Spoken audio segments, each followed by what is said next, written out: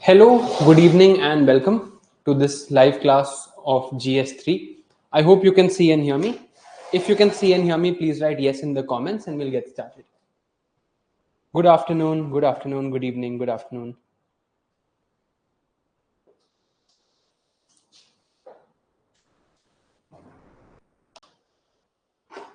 Okay, perfect.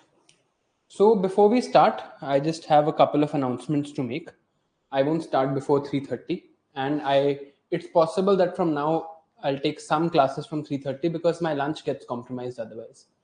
But anyway, so let's first talk about what we're going to discuss today. So for that discussion, I will just like to show you the syllabus, but I'll just wait for 2 more minutes for everyone else to join. एक बात मैं आप लोगों से जरूर करना चाहता हूँ that I'm sure you realize that because of the protest and everything that happened in ORN, as I'm sure you know, most of the centers in ORN are still closed, and whatever incidents happened, they sort of disrupted my flow also.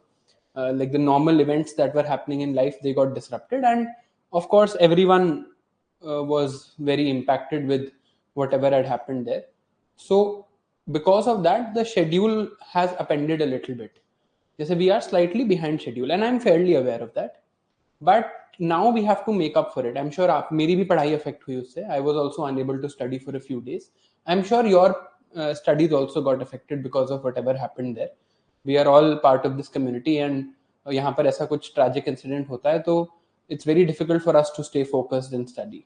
But of course, we also have a responsibility to ourselves to move on and to study well now.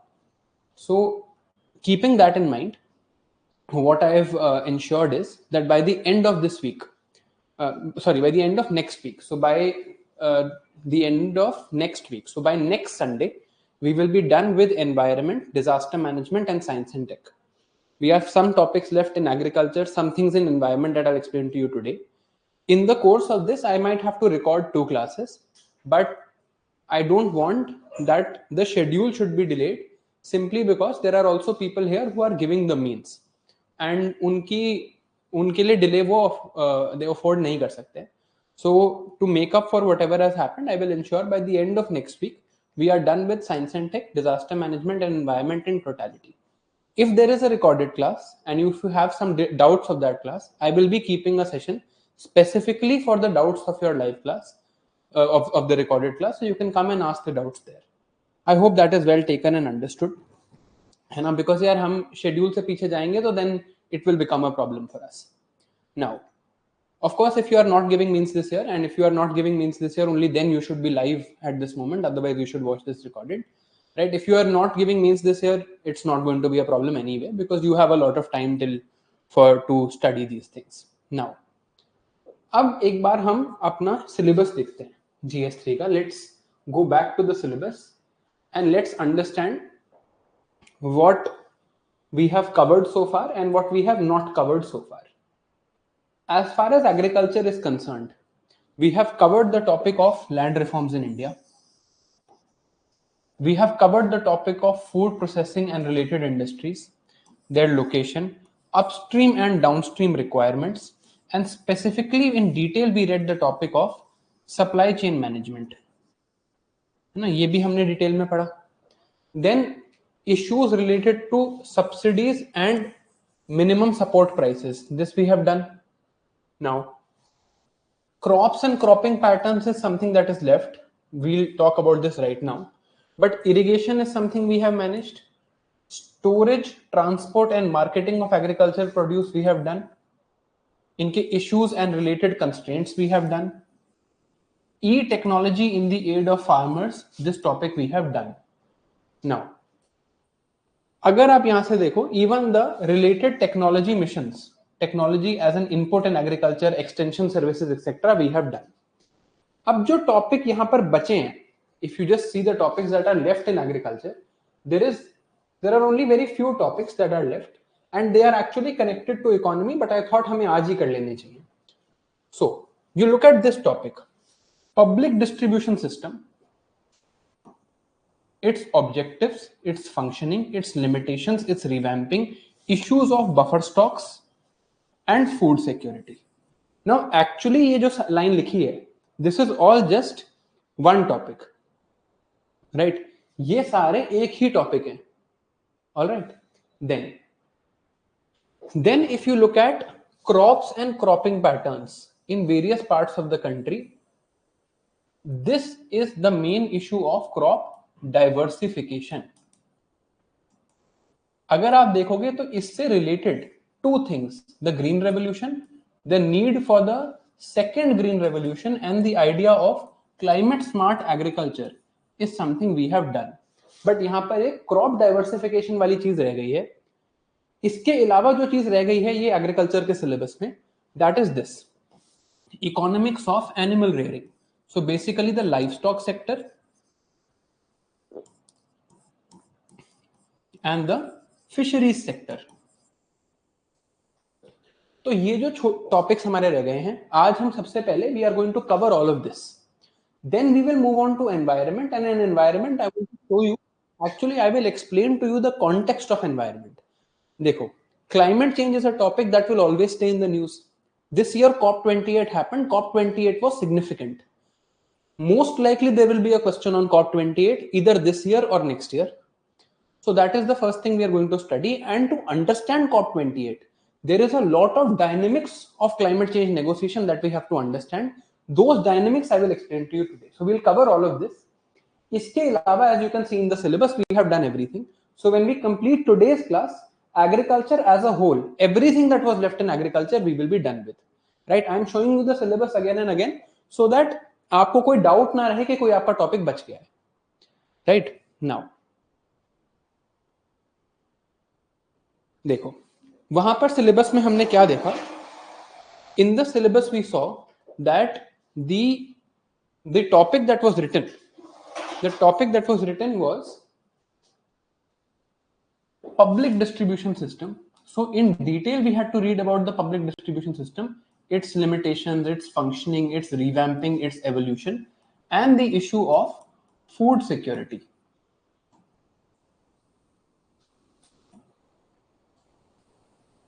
Right, this was the topic, that was the major topic that we are actually left with. Right, अब तो इसी topic को हम पढ़ते हैं, and if you see, all of this is actually a very interconnected thing. So now get ready and I will write some things on the board. This will establish the entire interconnection of food security, government procurement of agriculture, distribution of agriculture, the public distribution system, the National Food Security Act, the integrated child development system, the idea of maternal benefits, where we give maternal benefits, nutritional benefits to mothers, the idea of the midday meal scheme, and everything will get connected here through this next 1 hour that I'm going to talk about this topic. Okay, now अभी के लिए PDS में रब कर रहा हूं and we will talk about everything. सबसे पहला क्वेश्चन है, what is food security? Right, what is food security? So as per the definition given, and I want you to listen to this very carefully because this is what will ultimately lead to this particular answer being holistic. The definition that was given by the Food and Agricultural Organization, they said that food security has many pillars. 4 pillars effectively. First, they said that food should be available. You should have enough food available. Then they said that food should be affordable. So you should be able to afford it. Then they said that it should not only be food, it should actually be nutrition. So it is not merely having enough calories or proteins, you need to have enough micronutrients. You need to have a balanced diet, and everything that is required in your nutritional requirements needs to be both available and affordable. Only then it is food security. And in the 4th pillar, they said that the supply of food and the prices of food, this should be stable. Supply is what? It is the availability. Prices is affordability. So they said this availability of food should be there, affordability of food should be there, nutrition should be maintained, not just merely hunger, but nutritional security needs to be there. And in all of this, the availability and affordability, along with ensuring nutrition, should also ensure stability. Now, if you look at India's policies in agriculture in this regard, you will understand why we do what we do. So, for making food available to all, right, what do? We give subsidies to agriculture so that the production happens. Then we give minimum support price so that enough procurement is done. Okay. Then to make food affordable, here we have the public distribution system. Here we have the National Food Security Act. Okay. Now, for nutritional management, this is where we are mainly lacking. We have micronutrient deficiencies, although it is something that has been included in the integrated child development scheme, but it is not something that is taken care of. And for keeping the supply and the prices normal, the Food Corporation of India maintains buffer stocks. अब अगर आप syllabus याद करो, MSP is in the syllabus, subsidies is in the syllabus, public distribution system is in the syllabus, issues of food security is in the syllabus, so National Food Security Act is also in the syllabus, issues of buffer stocks is also in the syllabus. तो ये सब कुछ interconnected है and I will show you how. So पहले हम क्या देखते हैं कि प्रोसेस क्या है, what is the process of food grains in India getting to the plate from the farm. So farm पर production हुई, farm production happens. Abhi we will only talk of government procurement. So the government procures this through the minimum support price. Who is procuring here? The Food Corporation of India is procuring. Now here, look at the job of the Food Corporation of India. They have to first do procurement. Then they have to do storage. Right? Then they have to do further distribution. And of course, this will also involve transport of food. Transport of food grains from the mandi to their godowns. So they will first procure at the mandi. From this procurement, they will transport to their godowns where they will store it. After their storage, they will distribute further. Here also transport will be needed. Now, who is the FCI going to distribute to? किसको देने वाले हैं ये? They are going to distribute to the states. Now,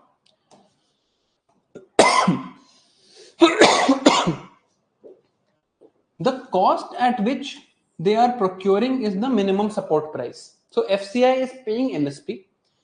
FCI will also pay for all of this.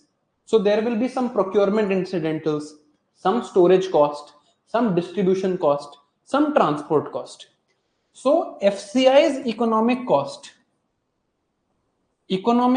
means the amount of money the FCI is spending to get the food grain from this farm to this state is its economic cost, and it includes the minimum support price, procurement incidentals, cost of storage, cost of distribution, cost of transport. Okay. Now, the FCI then gives this food to the states. It does not give it for free. The cost at which the states receive this food is called the CIP, or the Central Issue Price. Currently, it is law in India that Central Issue Price cannot be higher than MSP. Right? So, Central Issue Price cannot be higher than MSP. What does this mean? That FCI's economic cost versus what FCI receives from the states in the form of CIP, there is going to be a gap. Economic cost, let's say, of the FCI is 100 rupees. The CIP at maximum can be rupees 30, because it is law in the National Food Security Act that CIP cannot be higher than MSP, and FCI's cost has many other components also. So there is now a gap. There is a 70 rupees gap here. This 70 rupees is what? This 70 rupees is the food subsidy bill.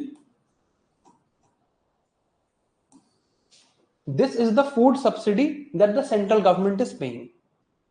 Now, what happens once it reaches the states? The states now have to do the further job. So states will do what? After this much process is complete, the states receive food grains. The states then send it into the public distribution system. This public distribution system has a network of fair price shops. On the other side, there are beneficiaries who have been decided.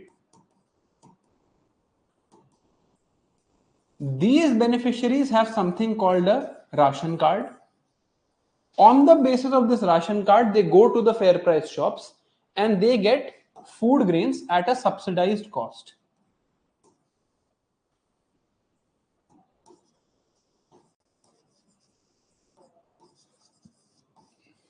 So the wheat started in the farm, was procured at the MSP. FCI did procurement, storage, distribution, and transport. At central issue price, it gave it to the states. Again, it transported it. The states then put it into the PDS system that has fair price shops. Beneficiaries have been identified. These beneficiaries, using their ration cards, go to the fair price shop and get food grains at subsidy. So food has come from farm to the fork. Okay. Now the job that we have to do is to read the problems in this entire process. So there are certain problems in this entire process. This we have to understand. So issues of procurement, issues of storage, distribution, transport. Storage will include issues of buffer stocks, then issues of distribution from FCI to states, and issues of distribution in the PDS. All of this we have to understand, and the broad overarching law that is covering this is the National Food Security Act, which is also something we have to read. Right? This is how it is all moving. I hope this much is clear. Then we will move on to every single component individually.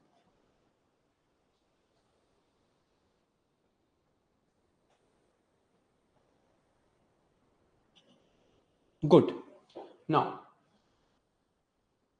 let us first understand how this system has evolved. Okay. What has been the evolution of this system? So as far as the Food Corporation of India is concerned, we know that it is something that was made during the Green Revolution, because at this time we wanted to increase the procurement. FCI is made, then PDS and this entire system of PDS starts running. But what do we realize? That there are a lot of issues in the PDS. What issues we will just see. So in 1997, this system is reformed and the government introduces something called targeted PDS. Targeted PDS says that we will identify beneficiaries, one as below poverty line beneficiaries, one as above poverty line beneficiaries.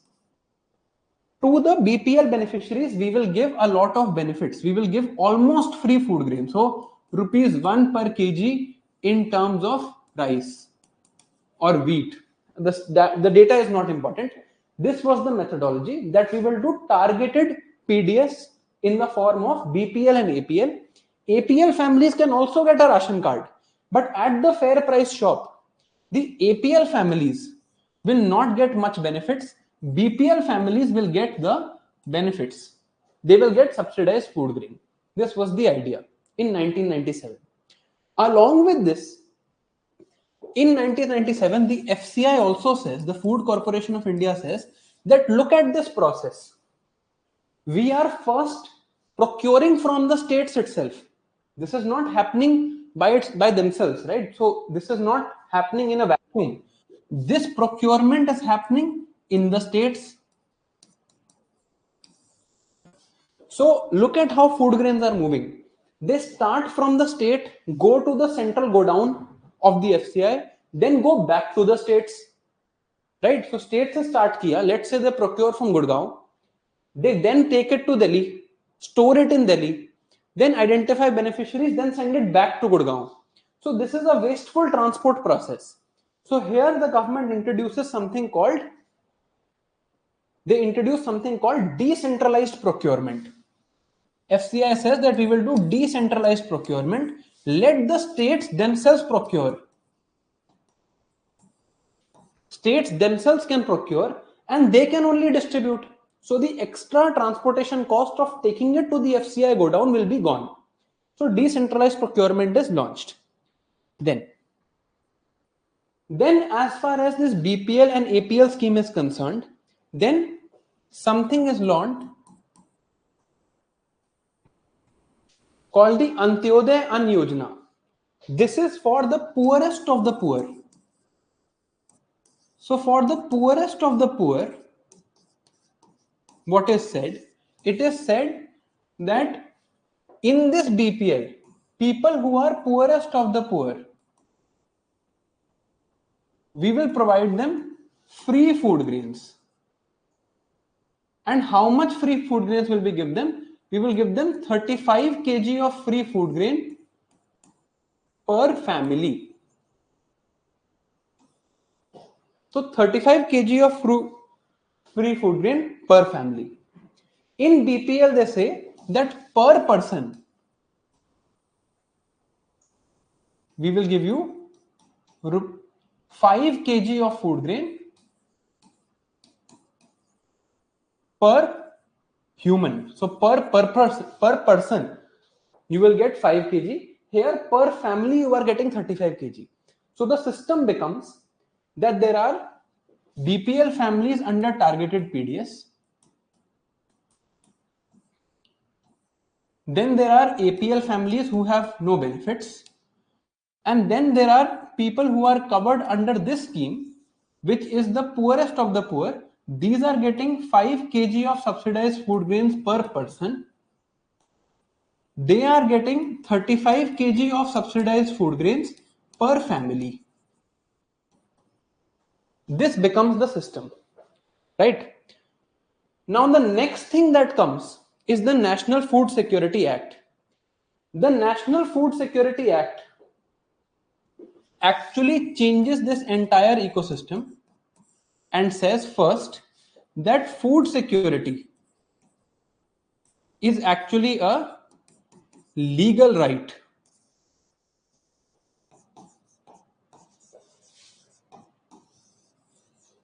So these entitlements are made a legal right. This system of BPL and APL is abandoned when the Planning Commission is done away with, because this poverty line calculation was a job of the Planning Commission. And this terminology is replaced by priority households. Priority households are those people that need this support of 5 kg of subsidized food grains per month per person. They will not be called below poverty line. They will be called priority households. This stays as it is. Priority households are identified by the states.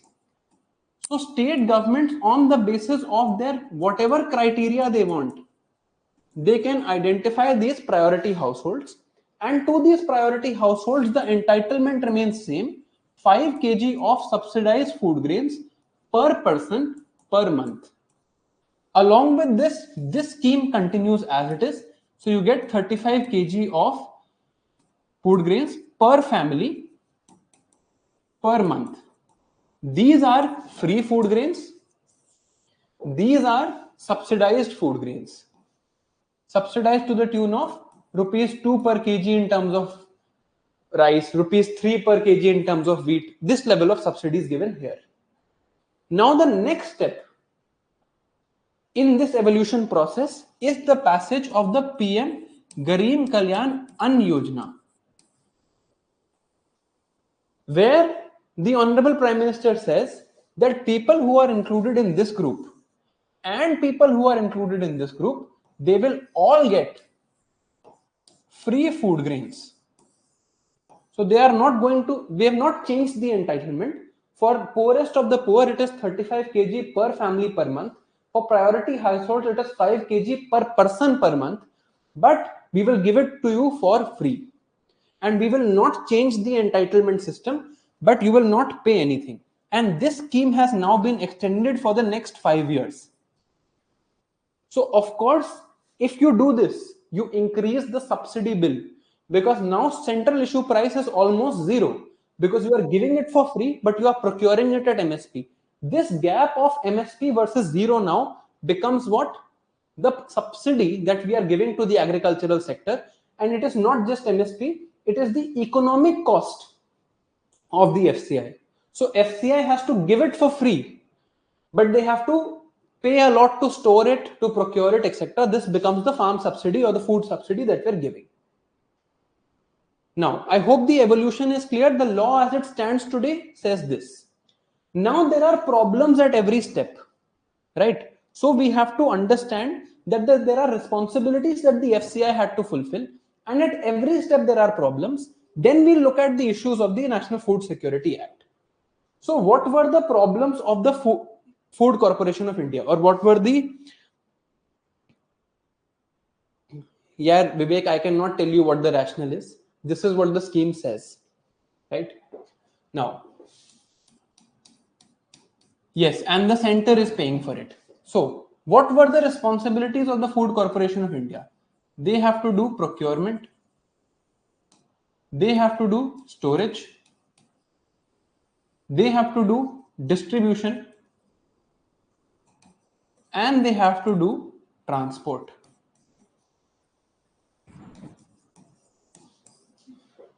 Now, the Food Corporation of India was very well made in 1960s, and it did its job beautifully to make India self-reliant in terms of food consumption. But now there has been a paradigm shift. Things have changed. Consumption patterns have changed. We are no longer a nation that is dependent on imports. We have surplus production. We are exporting. The consumption patterns have also changed in the form that we want now pulses, we want oil seeds, we want vegetables, fruits, etc. So there has been a paradigm shift. Now, in this context of the paradigm shift, in 2015, the government makes a committee called the Shanta Kumar Committee, which is going to talk of all of these jobs of the FCI, its status, and it is going to talk about the need to restructure the Food Corporation of India in terms of its work. Now, if you look at it, at every stage, currently, the FCI has some or the other problem. In terms of procurement, only 6% farmers are getting the benefit of MSP, and most procurement is happening in terms of wheat and rice. Okay. In terms of storage, FCI has overflowing buffer stocks.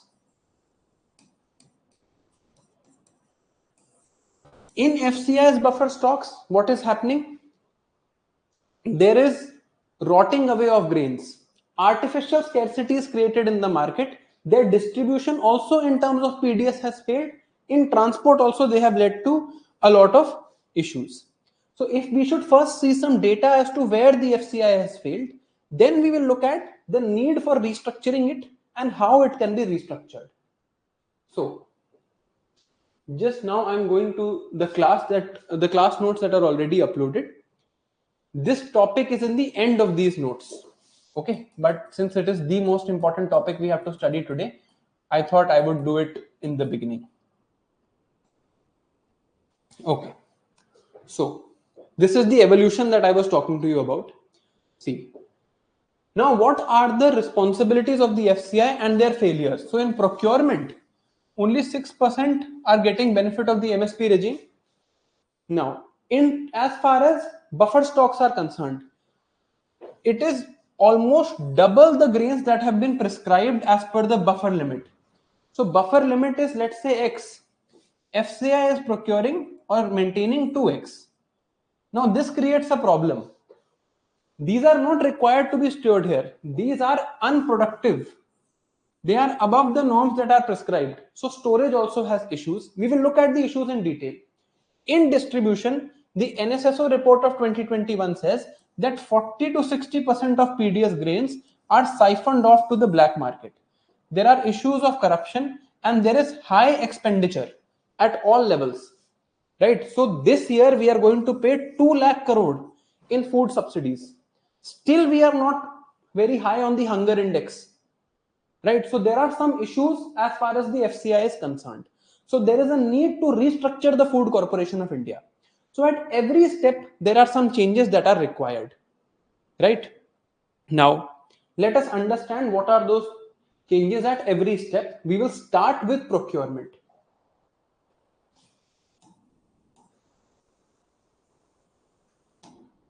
So, in terms of FCI's procurement, we have seen that their economic cost is what? The cost of grains, procurement incidentals, and the MSP they are paying to the farmers. They are then giving it at central issue price. Right? What are the problems of procurement? What are the main problems? One, it is open-ended procurement. They are procuring however much the farmers are producing at MSP, especially in wheat and rice, especially in the areas of Haryana and Punjab. The procurement in other crops is not happening. So it is skewed procurement. And lastly, there is lack of any diversification.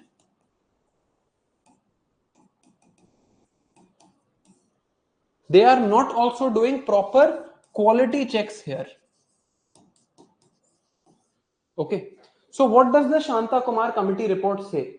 The Shanta Kumar committee report says that, see, you introduced the decentralized procurement system. You said let the states procure and let them manage. But this system has not really taken off.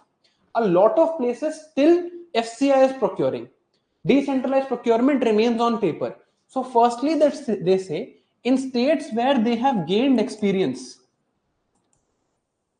and there is surplus production, in these cases, you outsource the procurement to the states. You let the states procure. So states like Haryana and Punjab should be the ones who are doing the procurement. Where should the FCI focus? The FCI should focus on Eastern India, where the price realization of the farmers is much below the MSP. So you focus on Eastern India and outsource the procurement through decentralized procurement through these states. Now, at the procurement times, what happens is that one, there is minimum support price that is announced at the central level. Sometimes the state governments will also announce bonuses on that particular crop, especially in election years. So the Shanta Kumar committee report says that FCI is not going to pay for this. So if there are state bonuses that are too high, FCI should not procure from that particular state and let the state procure for itself. Why should the FCI pay for the electoral promises of the state government? Okay. Now, state governments are levying certain commission. Right. So state governments are levying certain commission on the FCI. So they are charging commission from the FCI. The state charges commission from the FCI for letting this procurement happen, and this is varying across states. So somewhere it is 15%, somewhere it is 2%.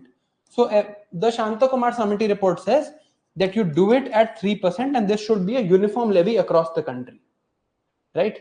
Then they say that there is a new scheme called PM Asha. I'm sure you've read about this in your prelims. You ensure the effective implementation of PM Asha. So at procurement, do decentralized procurement, outsource your job to the states. You focus on the eastern states. Don't pay for the bonuses of the state, and whatever commission the state is levying should be curtailed. Now, after procurement, what does the FCI do? It does storage. Now FCI storage is twofold. One is the storage that it needs for the PDS of that year, for the distribution storage of that year. The other storage is the reserve storage. In case there is a bad harvest next year, we have to keep a certain buffer. So the FCI stores for the PDS and the FCI stores for the buffer stocks. But since open-ended procurement is happening, there is no limit to procurement, buffer stocks are generally overflowing. Right? Now, what does the Shantakumar committee report say in terms of storage by the FCI? Firstly, they highlight that there is an issue of coordination. The storage job is done by the FCI. The decisions to distribute the storage is done by the Consumer Affairs Ministry. And there is no coordination between these two bodies. Right? Now, how much to be stored is also decided by Consumer Affairs Ministry. What buffer stock norms have to be there, this also is decided by the Consumer Affairs Ministry. So there is no coordination. Then of course there is one issue of high minimum support prices and the political game that goes around the MSP, which we have already seen. Then if you have too much to store and ultimately your buffer stocks, they are very high, it leads to what? Artificially from the market, you are creating a scarcity. You have taken from the market and put in your godown. So these grains have now left the market. If these grains have left the market, there will be artificial scarcity leading to food inflation. And when your stocks are overflowing, you are going to do open market sale. When you are going to do open market sale, it is going to lead to excess food deflation. So you are not letting the market function. You are functioning, you are putting an artificial hand on the free market regime. So this becomes a problem. Then ideally, whatever excess grain is stored, let's say we say that we need 100 million metric ton as buffer stock. The excess should be sold away. But this does not happen. Now on one side, food is rotting here in the buffer stock. So in the buffer godowns, the food is rotting. Right? Rats are eating it. And on the other side, there is scarcity in the market. So there are issues with regards to buffer stocks. What does this lead to? This leads to wasted resources. So our resources are wasted. There is artificial inflation and the supply demand mismatch happens in the market because FCI is storing whatever it gets and there is no proper mechanism to ensure what has to go to the market and what doesn't. Capital is wasted, artificial scarcity happens, inflation happens, higher economic cost of food grain has to be paid by the consumer. So now when artificial cost of food grains is raised, even in terms of the exports that we have to do, it creates a problem. Now, what do we do now? So here, what does the Shantakumar committee say? The Shantakumar committee says that let us first describe the norms. Let us describe norms required for food storage. So as far as the norms are concerned, you need some material for PDS, you need some material for buffer stocks. So for buffer stocks, they say it is 5 million metric tons. For PDS, it is 5 million metric tons. For buffer stocks, it is 61 million metric tons. You fix this as a limit. If you get anything beyond this limit, you should automatically liquidate it in the market. There needs to be automatic liquidation. You cannot continue to keep excess buffer stocks. Then this liquidation that you have to do has to be proactive. You proactively liquidate whatever extra you have and send to the market so that there is no artificial scarcity. Now here there might be some issues that sometimes we might need to import food grains, right? Because if you are just storing above the buffer stocks, sometimes import might be required. But the Shanta Kumar committee says this is not a problem, especially if you consider the idea that in, let's say, this is the country, this is the northeast part of India.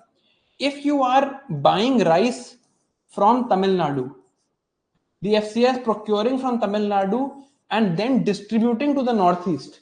It is actually cheaper to import from Myanmar. So occasional imports can be considered. If you can consider occasional imports, you don't have the mental burden of having extra buffer stocks. So they say that buffer stocks beyond a limit you don't need to store. Right? All right. Now, then, next thing is with regards to the issues of storage itself. So this is the issue of buffer stocks, right? The buffer stock issue. But how is the storage happening? Where are they storing? And what are the issues of storage? Now let's see that. So one was issue of buffer stocks, that the FCI has to first do procurement, then do storage. Storage is done in two calculations are done. One is calculation of what is required for PDS. One is calculation is what is required for buffer. This calculation is done by the Consumer Affairs Ministry, but actual procurement is done by the FCI, so there is a coordination issue. MSP is announced and there is open-ended procurement. So usually above buffer stocks, there is storage. Because there is a lot of the food grains go to the buffer stocks, it creates artificial scarcity in the market, creates food inflation. Buffer stocks are overflowing. This leads to high prices. Whenever they decide to sell, it will lead to food deflation. Right? These are the problems as far as buffer stocks are concerned. The Shanta Kumar committee says you maintain these norms. Above this, you liquidate automatically and you have a proactive liquidation policy. Sometimes you can have import also. Now, ये तो issue of buffer stock है. Now let us understand the issues of storage itself. Issues of buffer stock is essentially how much to store. Issue of storage is how to store. So how are they storing and what are the issues with regards to that? Let us then understand that. So the problem is that food grain production in India is increasing almost at the rate of 18%. The storage capacity of the Food Corporation of India is increasing around 5%. So there is shortage of storage capacity. They are overstoring the buffer stock. This is a contradiction in terms. उनके पास capacity नहीं है store करने की. Still they are storing. So what will happen? It will be inadequate storage infrastructure. They will just be storing for the sake of storing, right? Now, because scientific storage is not there, because capacity is not there, it will lead to bad storage. So it will be rotten food grains. जब काम चाहिए होगा उन food grains से, it will not be done. So what does the Shanta Kumar committee say to the FCI as far as storage is concerned? They say again that you should outsource your storage functions to the Central Warehousing Corporation, State Warehousing Corporation, and private players. Now, as far as the private players are concerned, there was a scheme that was launched in 2008, I think. It was called a Private Entrepreneurship Guarantee Scheme. This Private Entrepreneurship Guarantee Scheme said, PEG scheme was launched in 2008, and it said that we will create storage infrastructure through PPP. So the Shanta Kumar committee report says that storage needs to be outsourced to Central Warehousing Corporation, outsourced to State Warehousing Corporation, and private. You do not have the technical know-how or the capacity to store buffer crops, right? This is the first thing they say. The second thing they say is that you are currently storing in cover and plinth storage.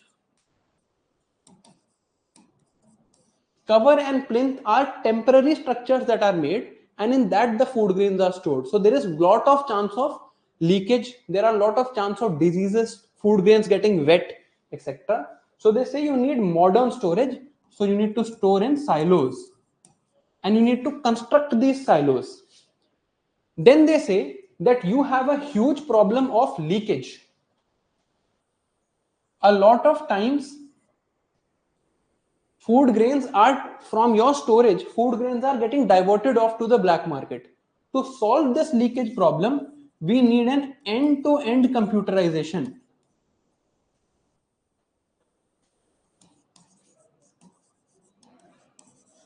of the public distribution system.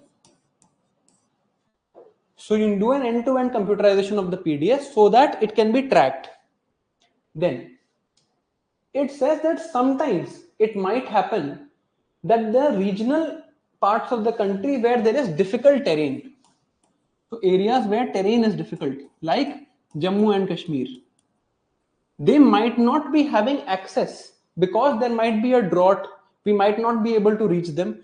So areas where terrain is difficult and geography is difficult, a 3-month buffer should be created. So you create a 3-month buffer and maintain it like this. Then they say that you need to improve your transportability. So your storage actually gets useful only when you improve your transport, although we will see transport in detail. Then they say that immediately after you procure, you have procured, you are giving monthly benefits to the beneficiaries. Don't give this monthly benefit, give them 6 months of ration at once, especially since you have to give it for free. Give them 6 months of ration. This will reduce your storage burden. So you need to modernize your storage. At places you need to outsource your storage. You need to do end-to-end computerization. In the areas where there is difficult terrain, 3 months of storage needs to be done decentralized manner in those areas only. Lastly, they have recommended something which I'm sure you all know about.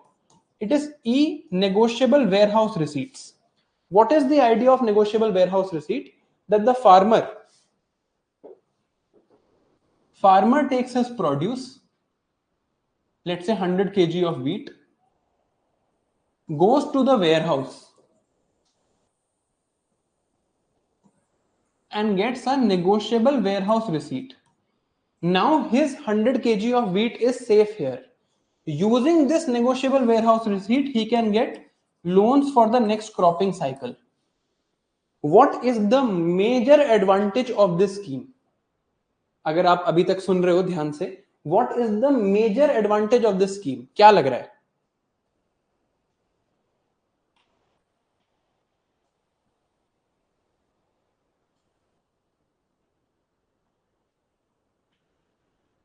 No, it is not transport costs. When he will have to sell, ultimately when he will have to sell, he will have to transport. It is preventing distress sale. Why does the farmer need to now sell immediately? He has gotten the loan for the next cropping cycle. He can wait. Abhi problem kya hai? That farmer does not get something, a collateral other than his land to get loan for. Right? So he will get loans, then he can start the next cropping cycle. When the price is high, then he can sell. Why does he have to sell immediately if he has this negotiable warehouse receipt? So in terms of storage reforms, this is also something that the Shanta Kumar committee recommends. Then the next problem of the FCI is the problem of transportation.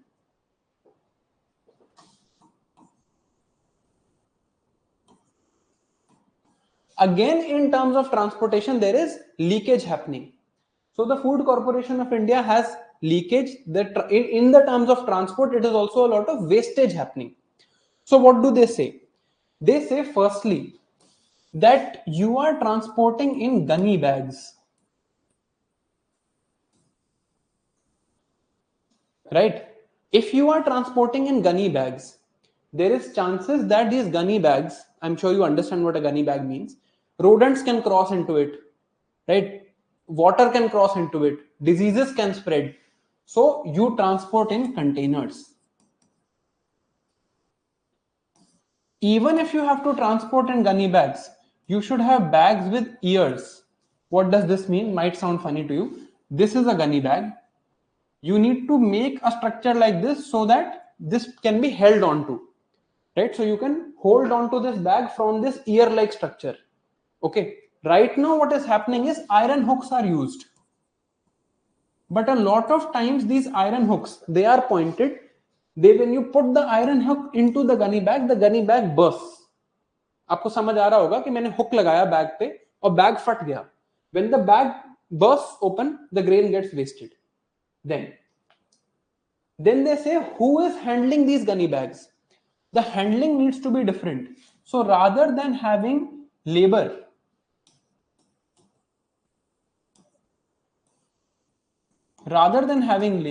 you need to have modern system of forklifts for handling this gunny bag. So you need to remove labor and need to put forklifts. Then they say that one of the major areas of diversion of food grains from the FCI, one of the major areas of diversion is the diversion that happens near railways. So here you need increased security. Diversion is happening where? Diversion is happening to the black market. Then they say that at the mandis, where there are prominent mandis, build silos here only. Why do you have to transport the grain so much? You make silos near the mandis itself, so your transport cost is reduced. You improve railway safety. You use forklifts, not humans. Bags, if you have to use, they must be bags with ears, not bags that are used with iron hooks. And you replace gunny bags with containers. Right? Then they say that these silos that you have constructed at the mandis, give them railway connectivity. So again, the transportation becomes better. Again, they say that beyond railways, it is better to use inland water transport, since this is technically the cheapest method of transport, right? And again, they say that do end-to-end computerization. If you don't computerize end-to-end, these leakages will never stop. Now, look at what Shanta Kumar committee is saying to the FCI. It is saying, look at it carefully. Procurement outsourced to the states. Storage outsourced to either private players or the Central Warehousing Corporation or State Warehousing Corporation. In transport, replace the labor that you have with forklifts and mechanize your transport handling. Okay. So it is saying to the FCI that, dear FCI, you have 3 or 4 functions. You have failed in storage, you have failed in transport, you have failed in procurement, and I will also show you how they have failed in distribution. So the Shanta Kumar committee is saying, outsource this, mechanize this, outsource this. What they say about PDS, we will talk about, right? So now, what is the need to retain the FCI? If all of their functions, I'm saying that we are going to, what we're going to do something is we're going to outsource this. Why do we need to retain this? Right? So we will not retain this. What will we do? We will restructure it. We will give a voluntary retirement scheme to most of its employees. We will allow lateral entry and we will make it a lean organization rather than an organization that is full of various employees, because they don't need any particular, they don't have any particular job left. Central Warehousing Corporation and State Warehousing Corporation are not private players. Procurement is being given to states. So this high level structure, the top officials of the FCI are earning 4 lakh rupees per month. In the government, this is unheard of. Okay, so they say that this is not required and you restructure in terms of their employee structure also. Now, I hope यहाँ तक आपको समझ आ रहा है, right? अब last step that we have to do is issues of distribution. ये इसकी बात करते हैं. What are the issues that plague the public distribution system? इसमें क्या issues हैं? Right? I hope यहाँ तक things are clear to you. FCI के 3-4 काम हैं, हर जगह वो problems हैं, and Shanta Kumar committee has given recommendations. This is an overarching context of India's food security and our food subsidy bill. Now we have to understand the distribution issues of PDS. Right? Let's understand. First problem in any scheme like public distribution scheme is how to identify who is the real beneficiary. Since identification becomes a problem, you will see that ration cards at a lot of times are given to people who are not poor. They are also given to people, they are not given to people who are poor. So there are issues of inclusion and exclusion errors. So you will include people in the PDS scheme who are actually non-poor, and you will exclude people who are actually poor. So there are errors of inclusion and exclusion. Even if you identify properly, for proper saturation of the scheme, you need social awareness. And this social awareness with regards to this scheme is lacking. Now, even if you are able to identify properly, there is inclusion and exclusion properly happening, people are aware of the scheme. Even then, there are issues of leakages. Now you understand why this leakage is happening. There is a fair price shop owner. If a person from a priority household or a beneficiary of AAY comes to them, they have to give free food grains. If someone else comes to them, they get money at the normal market rate. Right? So here I'll just move this to the side so that you can see. So here money comes at the normal market rate. Here it has to go free, and later at some time they will get subsidy. Right? This subsidy will be transferred here at some time, not immediately. So what do? They divert the food grains that are meant for this group into the black market. This is why they are saying that we need end-to-end computerization. Then, how are these leakages happening? How are this diversion and leakages happening? So firstly, there are ghost cards. Ghost cards means that you create a ration card for a person who does not exist. Second is shadow ownership. You give a ration card or you give benefits to someone who should ideally not be in the list. And lastly, FPS owners themselves, they do diversion. So this leads to leakages in the system. Then, because of this leakage and the huge amount of food grains that we have to give here, right? So this is huge amount of food grains. If we look at all the priority households and the AAY that are covered, it's close to 80 crore people in the country, right? So this sort of requirement will need that our food subsidy bill will be humongous. And since food subsidy bill becomes humongous, there become issues of the WTO as far as our agricultural exports are concerned. Then the fair price shop itself is non-viable. So it was seen in a study that it were only 39% of fair price shops that were getting proper profit. Otherwise, they were operating at a loss. At a loss, then they are forced to divert things to the black market. So there are issues in the PDS in this manner. And if we fix the storage and transport issues, even these issues get solved. Now, right now, what have we read so far? So far, we have read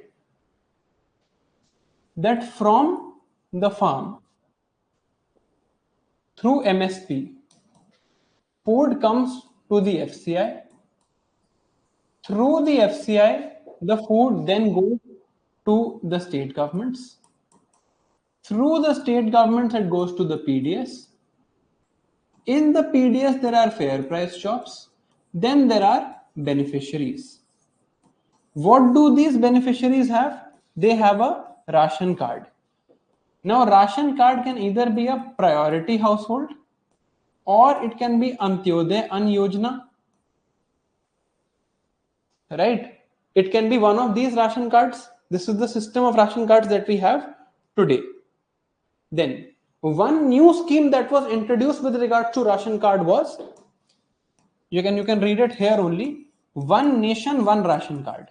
So earlier it was said that ration cards can only be used at the particular fair price shop that has been designated to you. But now that system has been overcome and you can go to any fair price shop and get this. So one nation, one ration card is introduced. Now, we also know that these people are getting these food grains free because of the Pradhan Mantri Garib Kalyan Ann Yojana. This Yojana came in COVID, but later it got extended and it is now currently extended for 5 years. Okay, now the overarching structure here, the law that governs all of this is the National Food Security Act. This is the current law that governs all of this. So now we are going to read about the issues, or rather the features of the NFSA. Then we are going to read about the issues of the NFSA and then how we can solve them. Okay, now what all does the NFSA include? Right? So National Food Security Act is actually not a new act. It is not a new law. What it is doing is it is establishing legal rights for all previous entitlements. So legal rights for 4 entitlements. One is the targeted PDS system that was earlier in the form of BPL and APL. Now is the form of priority households and non-priority households. Then there is the integrated child development scheme. Then on one side, there is the maternity benefit schemes. And there is then the midday meal scheme. So all of this is actually what? The state supplying food grains to the citizens. All of this through the National Food Security Act becomes legal rights. Now let us look at the features of the NFSA. So what are the features of the NFSA?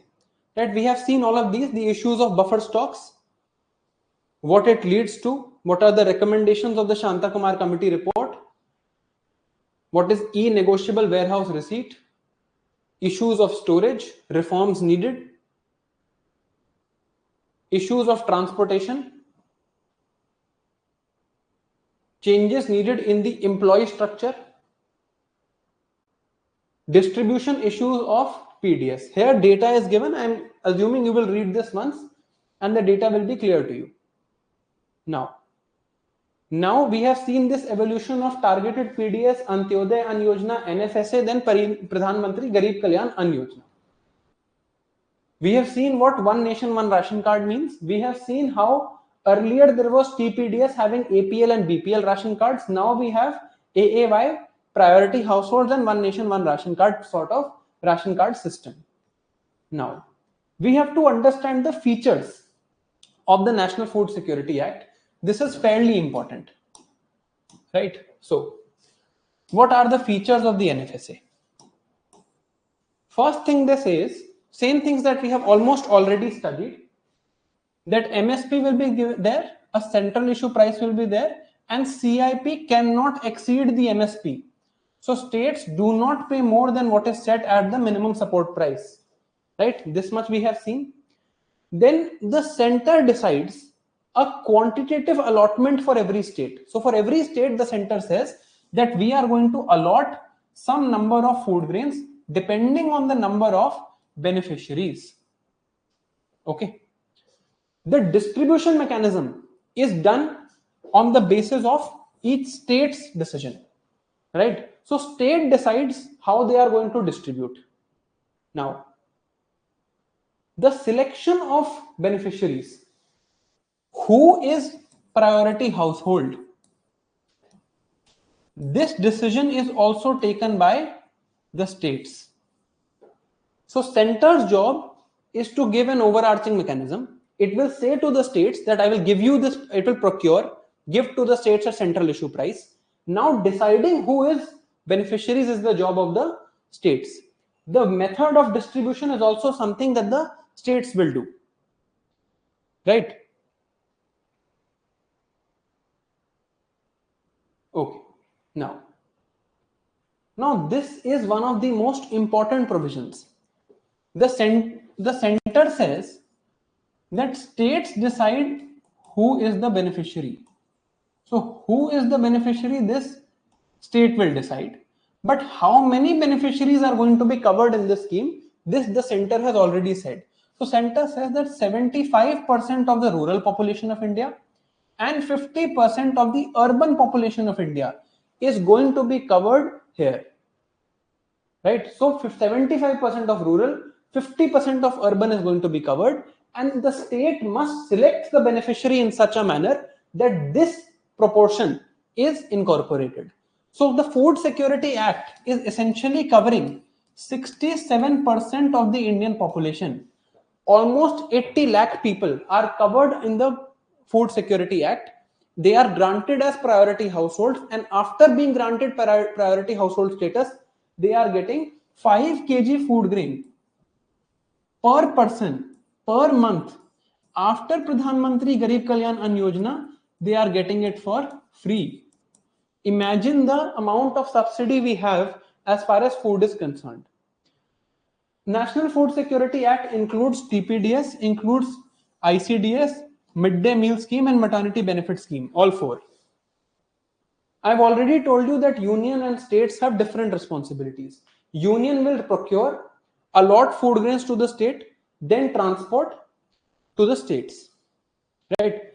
If their stock is insufficient, let's say they don't have enough food grains to give to the states, they will give food allowances to the state. The state's job is much more tough. They have to identify the eligible household. They have to issue ration cards. They have to deliver to the beneficiaries. And if they can't deliver to the beneficiaries, they have to give food allowance. This is how something becomes a legal right. If a right only becomes a legal right when you say that if this is not provided, then I will give XYZ. This is what is here. Now, what is the pricing? The pricing is rice is for rupees 3 per kg, wheat is for rupees 2 per kg, coarse grains are rupees 1 per kg. Right? This is the pricing, but currently as per Pradhan Mantri Garib Kalyan Ann Yojana, this pricing is rupees 0. So there is free distribution. Okay, now, because it also includes ICDS, maternity benefit, and midday meal schemes, there are also the benefits that go to women, to children, to the children who are in school. Right? So these nutritional support is also given for specific groups. Now, they also say that for solving this problem, we are going to create a state food commission and we are going to create a district grievance redressal officer. This person is the first point of complaint under NFSA. There is state food officer also, and state food commission who is going to supervise all the entitlements.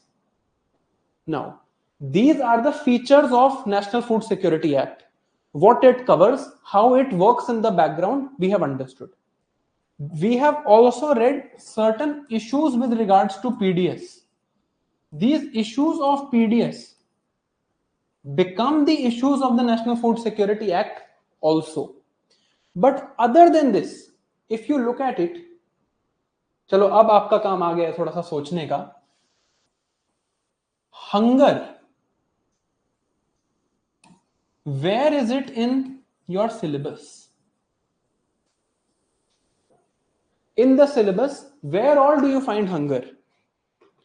Danish, please explain PDS problem solving approach through example. Danish, you need to re-ask the question. I have not understood what you are asking. Where do you see hunger in the syllabus? ये आपने बताओ. GS2, not in GS1.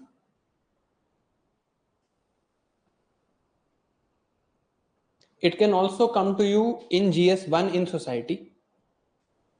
So in GS1, in the society part, you can see this problem. In GS2, you directly have issues of hunger and poverty. And in GS3, there are issues of food security. Right? So wherever you see the hunger problem, you have to write and think in terms of the National Food Security Act. Now we have a governmental overarching infrastructure for food security. There is also the right to food. In 2003, Article 21 was expanded to include the right to food. And the NFSA makes it an actual legal right. Now, we have to now understand, you know about the NFSA, you know the structure of India's food security system. You have to now tell me what are the issues of National Food Security Act. Please brainstorm for about 2 minutes, or rather 3 minutes. This can also act as your small break if you just want to enjoy the show and not brainstorm. But my recommendation will be you brainstorm. Think about everything in the National Food Security Act. There are various issues in this act, and I will show you and I will highlight only issues that you've already read. Okay, I'll obviously give you some value addition, but there are a lot of issues in this act. Try and find them out.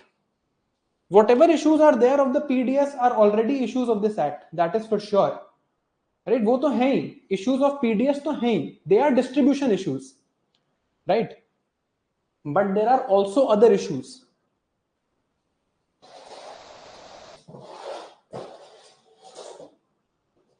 Think about it.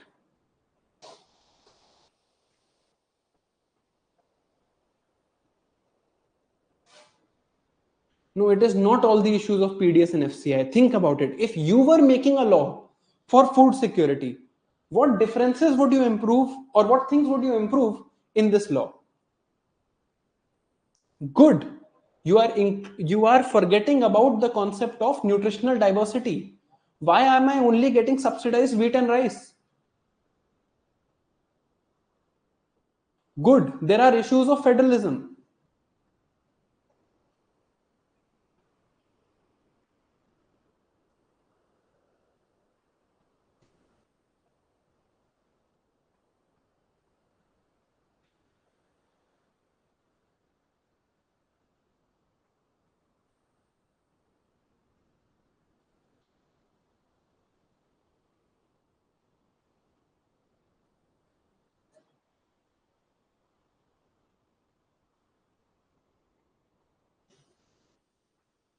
Siddhant, the problem gets identified. The problem gets identified at the top. But at the lower level, it is very difficult to stop corruption. It's almost institutionalized. It's in their blood in the lower bureaucracy. UPSC has asked this question also, by the way.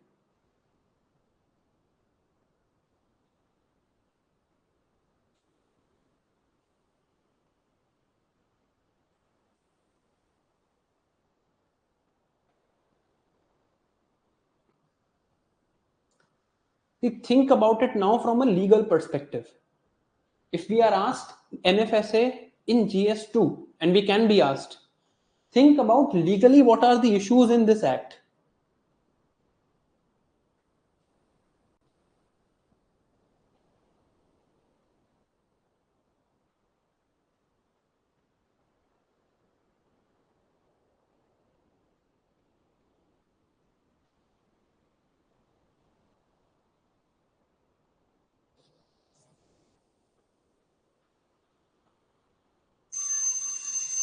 All right.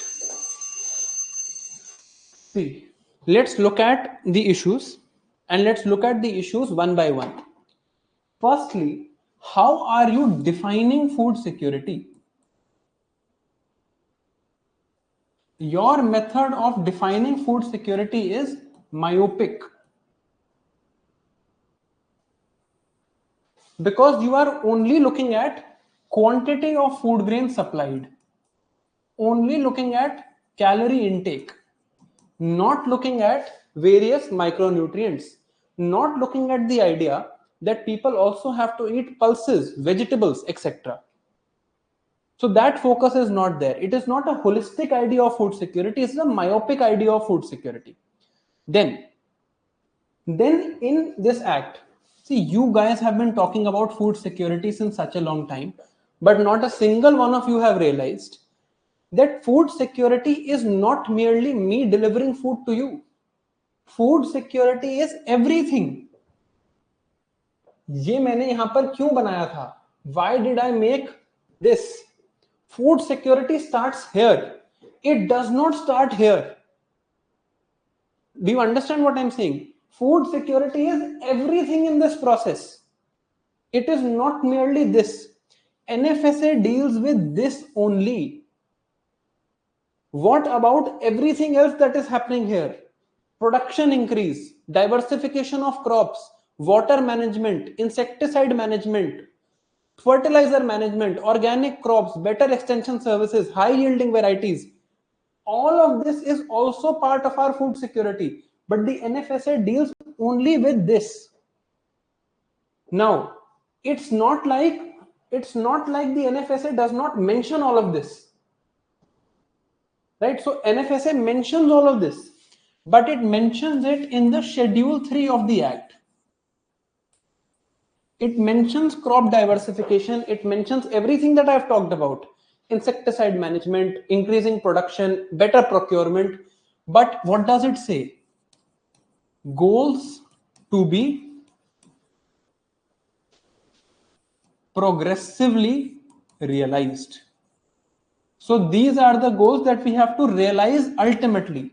But what does that mean? There is no immediate focus beyond the distribution of food grains. Then, in Schedule 2 of the Act,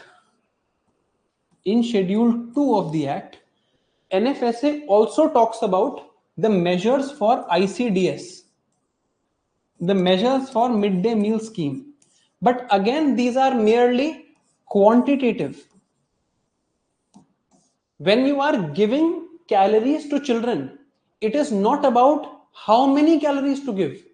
It is about how will you give those calories. So these calories have to come through leafy vegetables, proteinaceous foods, milk. This only quantitative focus is there. Qualitative focus is not there on nutritional security. Then, some of you mentioned that there are going to be federal issues. But I am sure that this is not something that came to your mind. Section 3 of the Act, like we were seeing, says 50% urban population, 75% rural population. Right?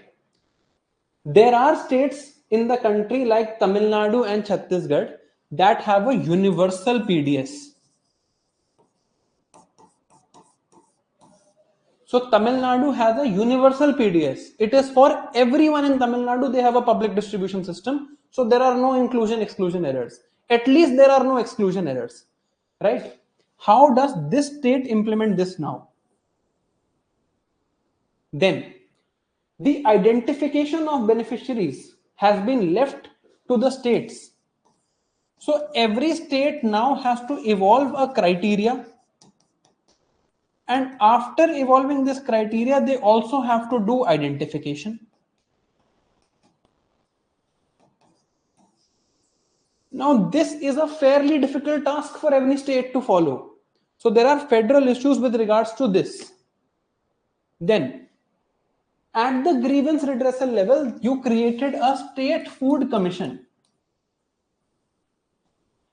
And the State Food Commission is meant to be, like, I'll just show you again what was written. The State Food Commission was meant to be the single thing to supervise all entitlements, evaluate implementation, and get civil court powers. So ideally, State Food Commission should be independent. But what has happened in most states is that already existing departments have been designated as State Food Commission. Okay, then you said that this scheme will include ICDS, PDS, midday meal. Correct? ICDS is under Ministry of Health and Family Welfare. PDS is under Ministry of Consumer Affairs. Midday meal is under Department of Education. There are issues as far as convergence of these three things are concerned. Then you are giving 2.5 lakh crore as food subsidy every year. This is a huge fiscal burden. This is a huge fiscal burden on the. Okay. Now, अब अगर आप ध्यान से देखो, whatever things I have written here, myopic definition, and definition is given in the preamble of the act. कुछ difference लग रहा है आपको in the ways I have mentioned these issues and normally the issues that we study? Are you able to catch what I have done here?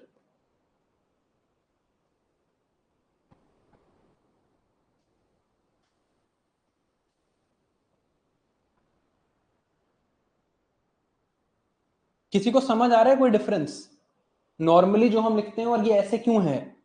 Y are these terms here? ये क्यों mention किया, ये क्यों mention किया, ये क्यों mention किया, ये क्यों मेंशन किया, ये वर्ड क्यों लिखा, ये क्यों लिखा? कुछ समझ आ रहा है? Correct Sachin. If this question comes in GS2, this is how I will write. If this question comes in GS2, which it can, because issues of hunger are a part, GS2 का आंसर ऐसे लिखा जाता है, where you show the legal understanding. बाकी तो अगर आपने issues लिखने हैं फूड सिक्योरिटी एक्ट के, तो PDS के issues हैं, PDUs के issues हैं, storage के issues हैं, there are issues at every step, right? But this differentiation shows GS2 separately. So if you get a question on GS2, you can manage like this. Is that understood? Right? Okay. Now, when you have to write an answer in GS3, even this convergence of schemes based on departments is something we write in GS2. Food Commission not being designated or being designated through an existing department and not being independent commission, something you write in GS2. So my job here is to teach you the issue holistically. We have understood now. अगर आप देखो हमने क्या क्या समझ लिया. If I look at the Indian system, I read the FCI's issues of procurement, the FCI's issues of storage and buffer stocks, the FCI's issues of distribution that are also issues of PDS, and the issues of transportation of the FCI. Then I put it to the states. States have to implement the PDS. In the PDS, there are various other issues. The issues of distribution that I have read, right? Then I have read already the issues of minimum support price, the issue of the high subsidy bill that is going towards agriculture. Then the overarching law here is National Food Security Act. And now I have also read the analysis of the law.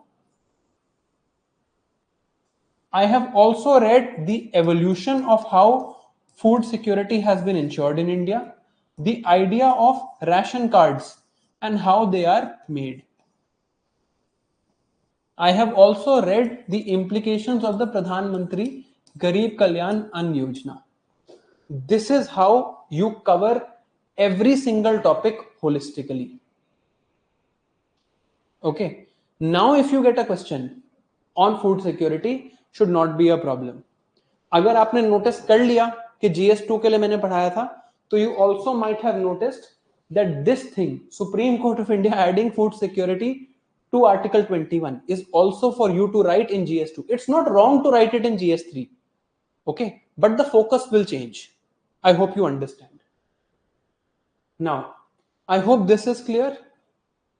ये बात समझ आ गई है, right? Anything that you have not understood in this entire value chain, the only thing that we are left with are way forward to the challenges that we have seen in terms of the National Food Security Act.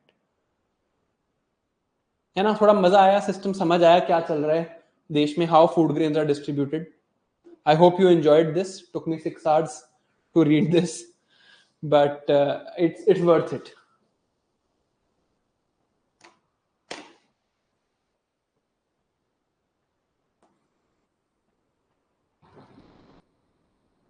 है ना, अब हमें पता है how food distribution is happening, right? अब जो last चीज रह गई है, what is the way forward to all of this challenges that we have seen, right? Ultimately you look at the problem from a broad perspective. ठीक है, आप broad perspective से एक चीज देखो. India is a net food exporter. Plus, India has the problem of hunger. इसका मतलब क्या है कि प्रॉब्लम हमारे प्रोडक्शन में नहीं है. प्रोडक्शन से to take the food from the farm to fork, we are suffering so many problems that people are dying of hunger, right? So this entire value chain, supply chain, there are problems at every stage. This needs to be managed. When production is the main problem, you understand this. Taking it from the farm to the mouths of people is a bureaucratic management issue. Production is the difficult job. वो कर लिया हमने, and we are doing wonders in that, right? But we still have hunger issues, right? तो distribution का issue है, और वो distribution का issue हमने देखा है. Now, what is the way ahead? Firstly, this is with regards to the National Food Security Act. There needs to be a holistic definition of food security. It needs to have the issue of nutrient security, and the entire supply chain needs to be covered. Then the number of beneficiaries needs to be reduced. 67% of the population. This is a huge number. So we focus on 20% of the poorest Indians. This was a recommendation given by Economic Survey of 2020, that focus on these, and for people who are relatively less poor, other than the bottom 20%, the remaining people, what do? You give it at relatively higher prices, so that your subsidy bill reduces. Okay, now end-to-end computerization we have seen. They say add GPS, RFID tags, real-time vehicle tracking, and ePOS system or Aadhaar based ePOS system at the shops, which are the fair price shops, to ensure that diversion of subsidy does not happen. Then the Kaushik Basu committee, you have to write this. Kaushik Basu committee recommended the following changes. You make better grievance redressal mechanism. The licenses that have to be given to targeted PDS stores or fair price shops, you give first preference to panchayats, self-help groups, and cooperatives. You can explore the idea of doorstep delivery of grains, so that people don't have to wait in line. This is also a problem, that FPS shops open late, people are waiting in line. Sometimes they just don't open the entire day, because they have no incentive to supply the food grain to the farmer, to the consumer, especially the poor consumer. Then you can have ICT tools to ensure transparency. You can have end-to-end computerization. Then You can explore the idea of direct cash transfer. You can explore the idea of e-rupee, so that the FPS shop owner cannot differentiate between someone who is poor and who is not poor. Then from 5 kg per person, this is way low, right? 5 kg per person बहुत कम है food grain entitlement. You need to increase it to 7 kg per person, reduce the number of beneficiaries, increase the number of entitlements, and you have to give 6-month ration immediately after the procurement season ends, so that your transport cost reduces. Other than targeted PDS, there are also other solutions that are there. So one is food stamps. Food stamps is a system that is used in the US. Food stamps mean it is subsidy that the government gives. It is stamps or coupons that the government give to the poor households. Then they can go to the fair price shop and they can just redeem those coupons for food. That redemption of coupons means that the fair price shop owner cannot now differentiate, right? E-rupee can be explored. Of course, whatever challenges we have read in terms of the National Food Security Act is also something we are going to do here, right? Then there are also issues with regards to the distribution system, storage system, buffer stocks issue, transport system, procurement system that we have to change, and this we have seen. Now,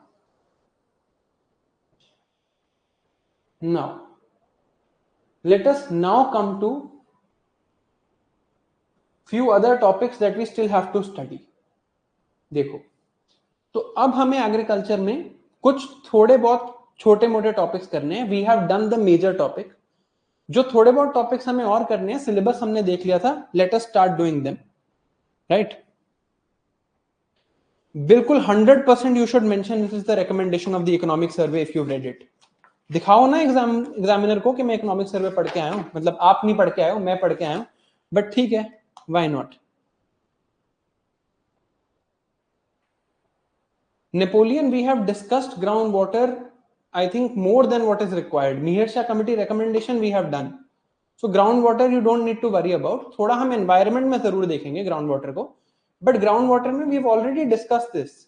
Issues of power subsidy, how it is related to the green revolution, how there is a management issue of Central Water Commission and Central Groundwater Board, the idea of integrated management of groundwater and surface water, how tube wells have become a solution, have become a problem which was earlier intended as a solution, why we need water user associations and irrigation management transfers so the issue of groundwater can be solved. These are all things that I have taught you. Right? So अलग से कुछ होता नहीं है. Like even if you see a question that is not directly covered, you can use your lateral knowledge. That is why I am coming to all of this. That is why I am teaching you like this, so that you have this knowledge. This knowledge can be taken to the exam, है ना?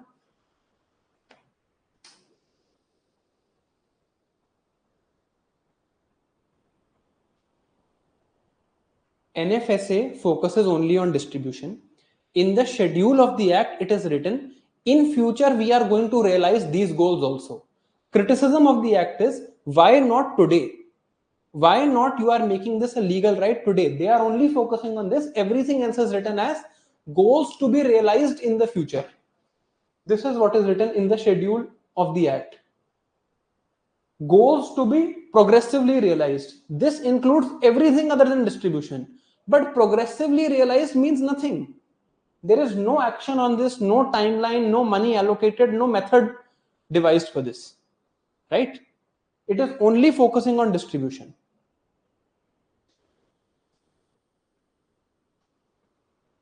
License given to panchayats means that this license of opening fair price shop, this license of opening fair price shop, you give it to the panchayat.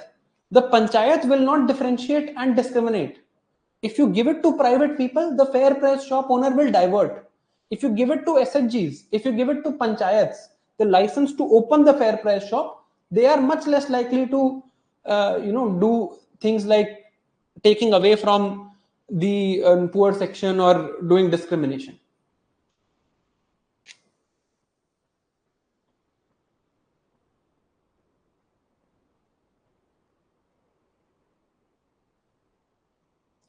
Now,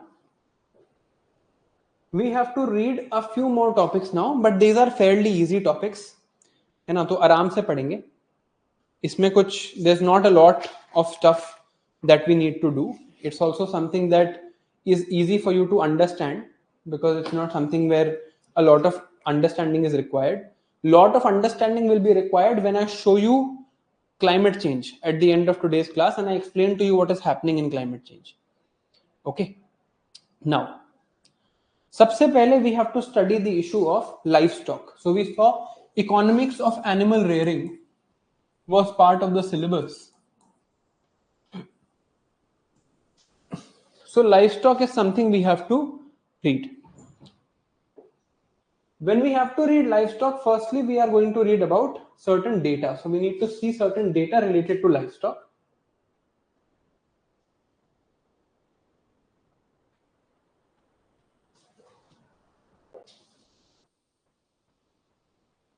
Okay. So this question was asked that livestock rearing has big potential for providing non-farm employment and income in rural areas. Discuss suggesting suitable measures to promote this sector in India. Right? So we need to have certain data to show how it has big potential and what measures can be taken. Okay? All right. Now,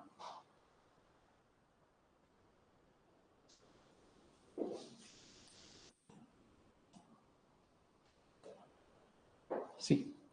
Firstly, what was said as far as livestock data is concerned. So this sector has had a 7.38% compound annual growth rate, which is much higher than agriculture. Right? This is the main idea as far as when we read horticulture, when we read fisheries, when we read livestock. We are going to see that these sectors do not have MSP. Right? MSP nahi hai is sector mein. Still their price realization is much higher as compared to the crop sector. So crop से अगर हम compare करें, इनकी price realization is much higher. So these sectors need to be focused on, right? Now, it is not just one question. It is one question. बहुत बड़ी बात होती है किसी टॉपिक पे क्वेश्चन आना, तो मतलब हमें वो करना है, right? Now, contribution of livestock to the total GVA of agriculture is about 30%. So agricultural GDP में contribution, so only in terms of whatever agricultural GDP is generating, livestock has a huge share, right? All right. It also has the ability to boost the per capita availability of milk, eggs, and meat. Now let us first understand. In livestock mein, we are going to read only 2 or 3 things. One is the role of the livestock sector. Then we are going to read issues of the livestock sector. And on the basis of issues, we are going to understand a way forward. Up. The role of the livestock sector can be determined in 3 things. जो उन्होंने पूछा वही. We will understand its role in terms of income, its role in terms of employment, and its role in terms of nutrition. This was not asked, but can be asked in the future. Okay. Now, if you look at the role it is playing in terms of income, it is employing 80 million farmers directly. 10% of the total agricultural sector income is coming from here. And in the disadvantaged groups, so in the groups where there is less earning, 26% of their income is coming from livestock. So we have data to show that it contributes significantly to rural income. Now, the livestock sector is labor intensive and it also is showing a trend towards feminization. So not only does it improve employment, it improves the employment of females. So it has contributions to make in rural income. It has contributions to make in rural employment. It also has contributions to make in nutrition. It adds milk and milk products. So milk and milk products have the ability to act protein and increase nutritional security of India. Right? Now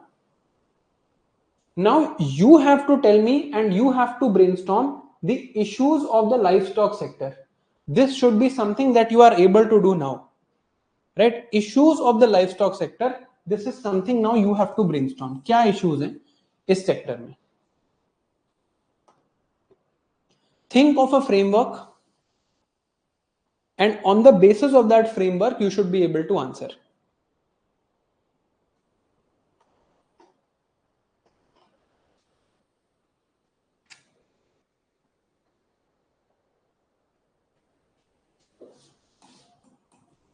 Anywhere in agriculture, when you don't understand the question and you've not seen it before, it is a broad question. Always make this supply chain. You are going to get at least 10 points from here.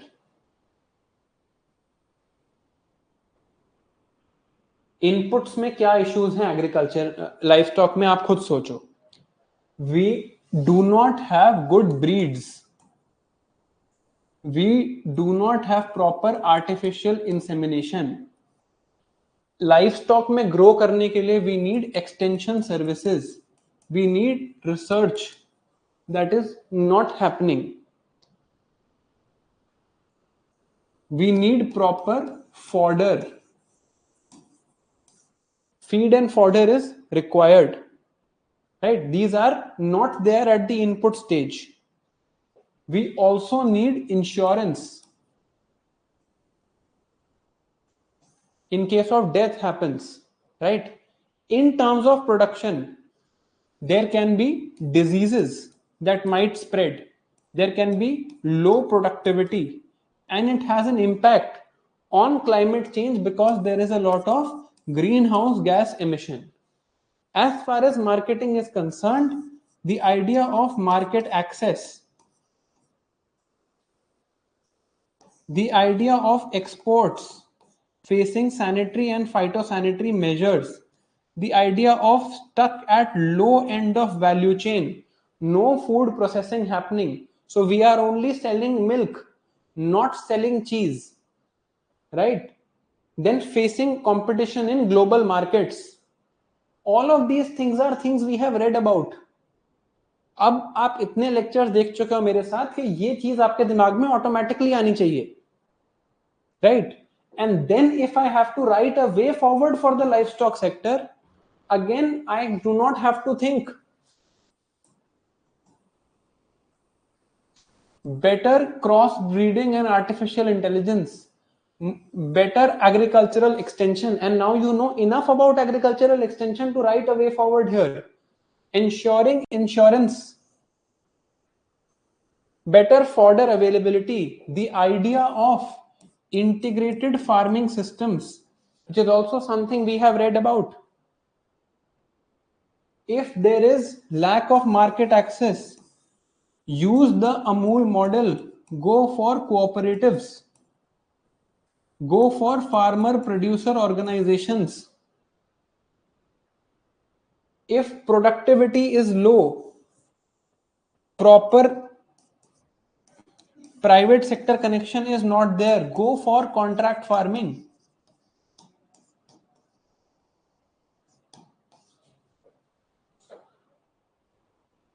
है ना? ये सारी चीजें हम already पढ़ चुके हैं यार. You should be able to come up with these things. The only thing that I expect that you will have a problem in reading, see we all, यहाँ पर data दिया हुआ है. Disease में there are examples, greenhouse gas emission में there is data, cross breeding data is there, feed data is there. This data you will read from here, that is understandable, right? How we are going to solve this problem? Again, some data and schemes are given. This we need to read about. So there is the Animal Husbandry Infrastructure Development Fund, the National Livestock Mission, National Animal Disease Control Program. These things you will need help for from the handout. सोचने में अब help नहीं चाहिए होनी चाहिए आपको. राष्ट्रीय Gokul mission, National Program for Dairy Management. We've also read about the National Dairy Development Board. Give the case study of Operation Flood. Mention Dr. Varghese Kurian. These are all things that we already know about. Right? Now, we also do a livestock census and survey every year. So these schemes are given, issues of the sector, data related to the sector, way forward. We have enough points to write if we get a question on livestock. Now, the next thing we are going to read related to this is the fisheries sector. Now, the fisheries sector has been specifically mentioned in the economic survey of this year, and it says that it is a crucial contributor to the Indian economy. 6% of agricultural GVA, compound annual growth rate of 8.9%, and it is a sunrise sector. So again, it is doing fairly well. Now, again, I'm going to ask you, as far as the fisheries sector is concerned, for the fisheries sector, I'm going to ask you the issues of the fisheries sector. Again, I want you to think. Now, let's hope you are able to think better. Right अब I hope कि आपके points अब थोड़े better आएंगे.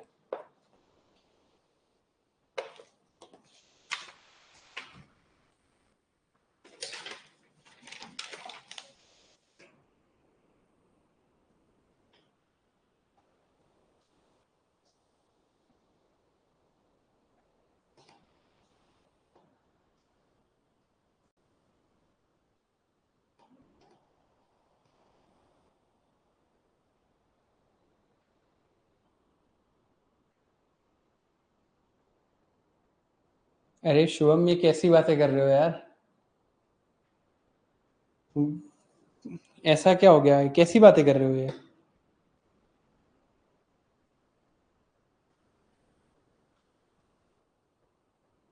Content of your course is in very hard language and very hard to remember, so should I quit preparation? क्या बात कर रहे हो यार? Take your time, धीरे धीरे पढ़ो. The language that is written here is the language you have to write or try to write in the exam. The ideas that I'm showing you here, this is to simplify. Right? Please don't make fun of him.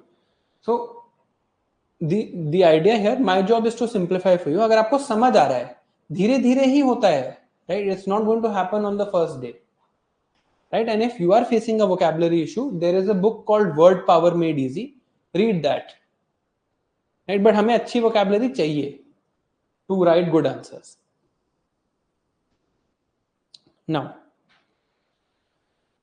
अब fisheries का जब मुझे issues लिखने हैं, तो एक तो general issues हैं which I am already aware about.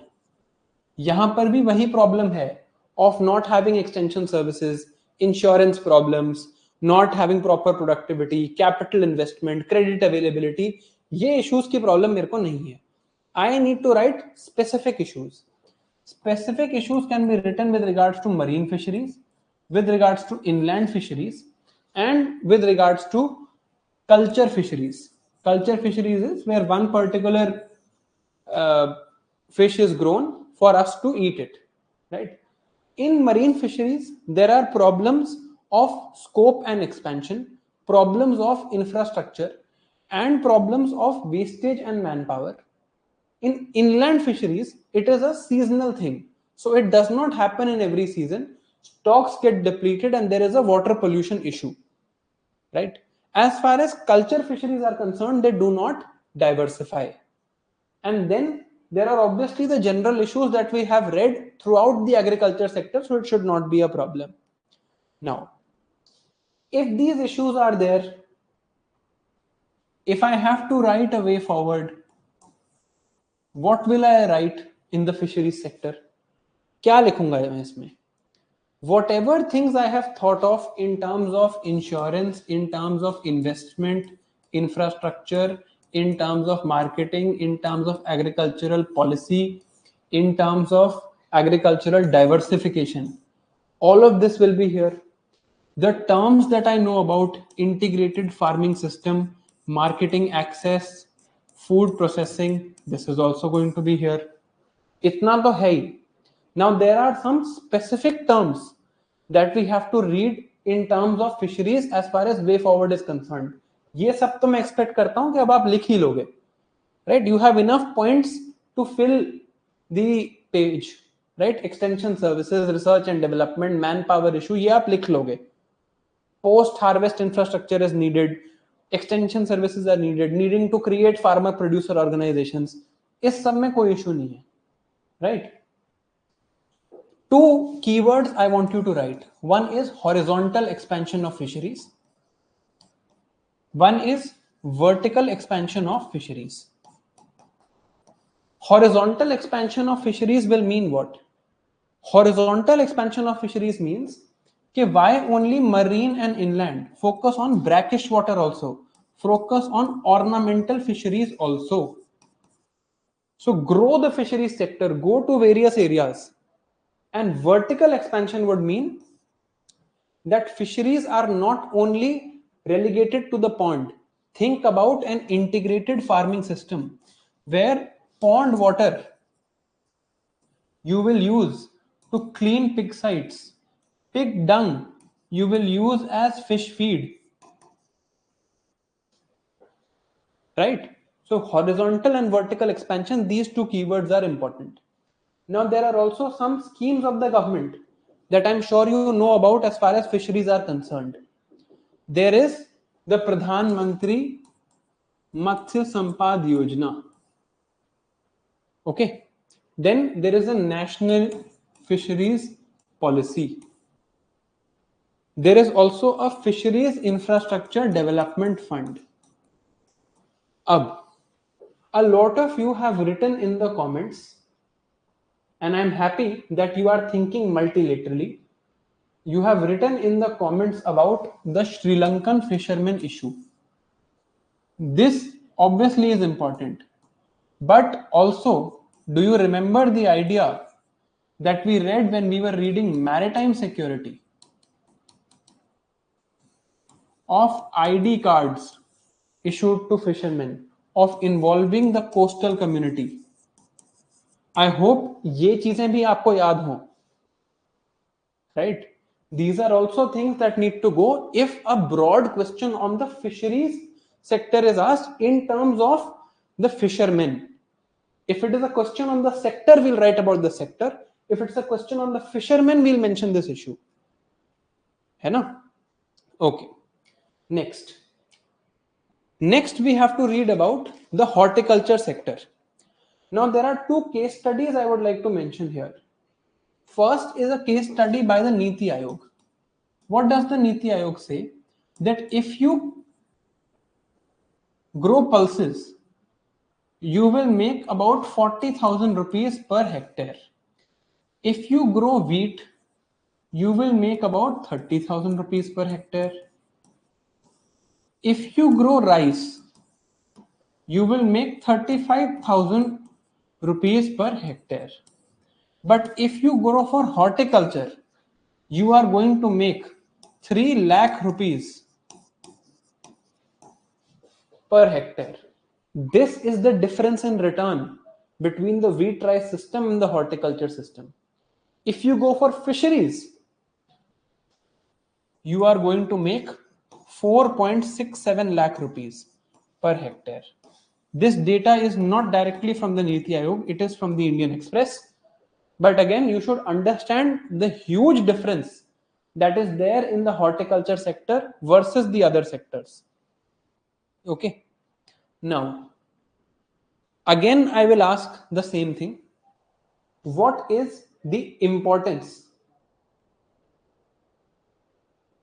What is the importance of the horticulture sector? One importance is clear to you. So you can think in terms of the farmer, you can think in terms of the country in general. Right? So as far as the farmer is concerned, they are going to get better price realization. Income is going to increase. Risk is going to get diversified. Price realization is going to be better.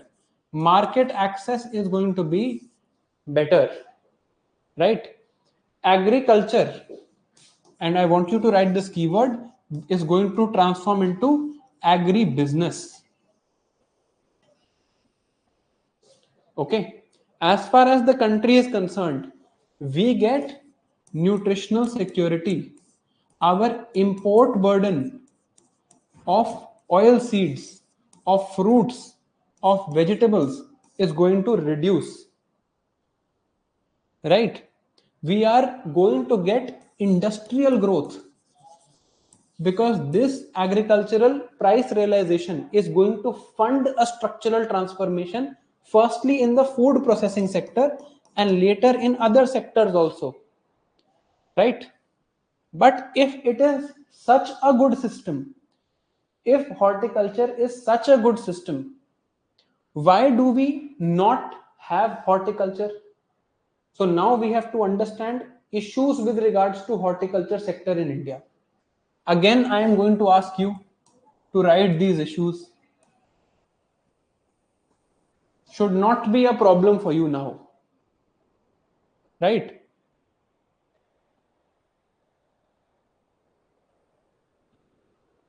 Think about issues related to agriculture, to horticulture sector.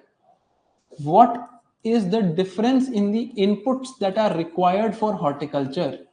What is the difference that is in production? And how is marketing affected differently? Or rather, post production affected differently?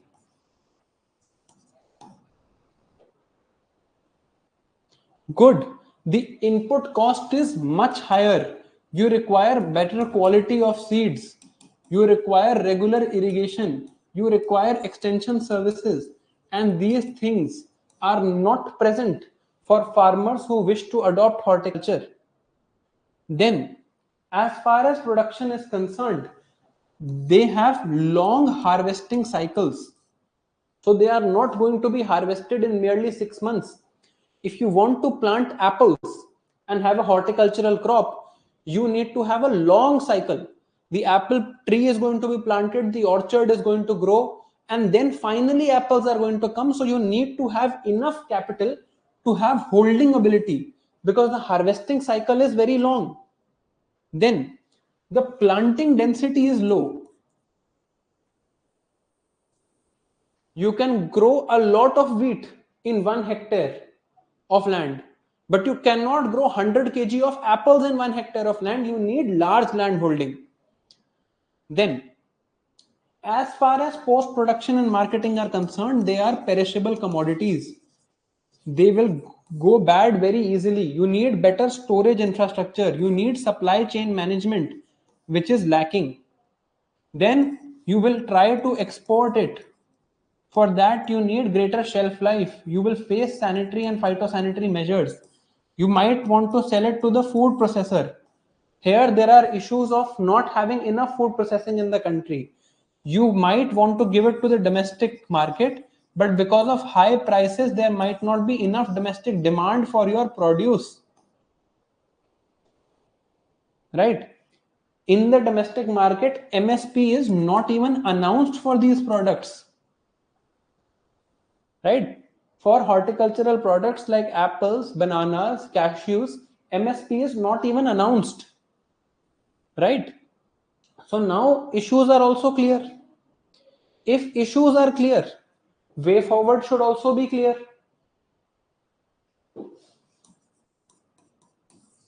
Way forward, again, I will think in terms of input, production, and post production. Again, it should be clear. As far as input goes, I need to have better input and resource management to go for things like integrated farming system. Right? I need to have better quality of seeds, high yielding variety quality of seeds. Right? Better extension services, more skilled manpower. Then in production, I will need diversification, right? I will need better post-harvest infrastructure in terms of storage. I will need things like precision farming, where I am using technology to augment production. I need to rework my export systems in terms of having better quality testing labs, one lab, one assessment portal. I need to give impetus to the food processing sector, right? So there are issues. Way forward is also clear. The only thing I need to read is the government schemes, and the most prominent government scheme on horticulture is the Mission for Integrated Development of Horticulture, that has HOTNET, that has Chaman, and MIDH is the most important scheme of the government. Now, this is the idea. Since we have read so much of agriculture, even if I would have asked you this question on horticulture, you might not know this data. But writing this and this should not have been a problem for you. I hope that is something that is we both can agree on, right? कि ये लिखने में आपको problem नहीं होती, importance issues way forward लिखने में आपको प्रॉब्लम नहीं होती, right? I hope that is agreeable.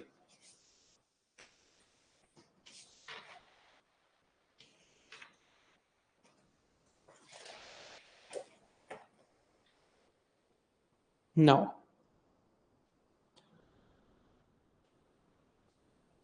अब यहीं से going towards horticulture, growing towards animal husbandry or livestock, going towards fisheries, what is this process called as a whole? It is diversification in agriculture. I am diversifying my growth. I am not sticking to the rice wheat system. I am going beyond the rice wheat system, right? If I have to do diversification, right? I want to do diversification. What are the advantages if I do crop diversification? What are the various advantages that are going to be available to me? What are the various advantages? Think about it.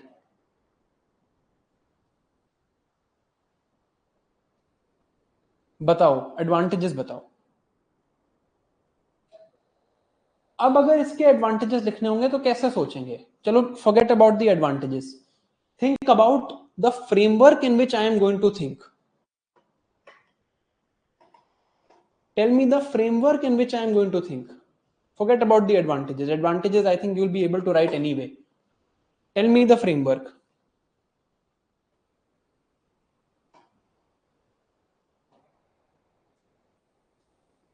Diversification करेगा farmer, उससे कुछ impact environment पे भी होगा, कुछ impact consumer पे होगा,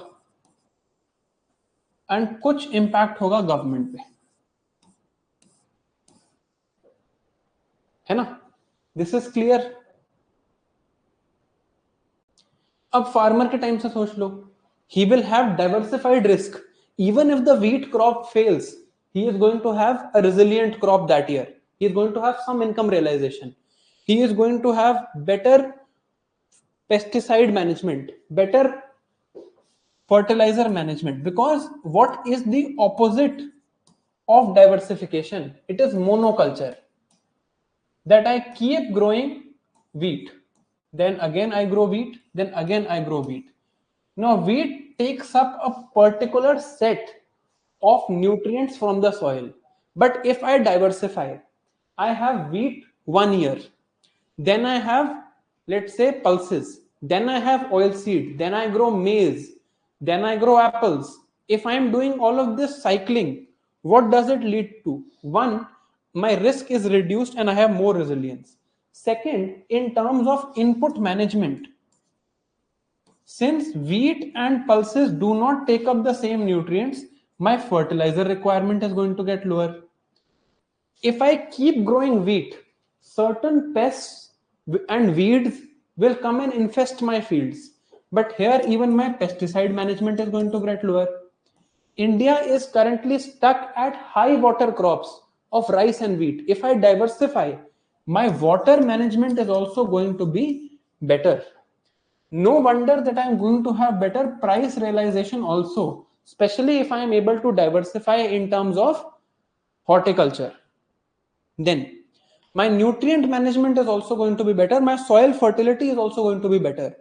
In terms of environment, the soil health, biodiversity is going to get a push. As far as consumers are concerned, they will get a greater basket of food products. They will get nutritional security. And currently, we are having an import bill. This import bill will also be reduced. If farmers get better income, the problem of agrarian distress goes away, right? And the idea of structural transformation of the economy is something I can think about, right? Of course, risk reduction also means risk reduction in terms of climate change. So I am practicing climate smart agriculture, right?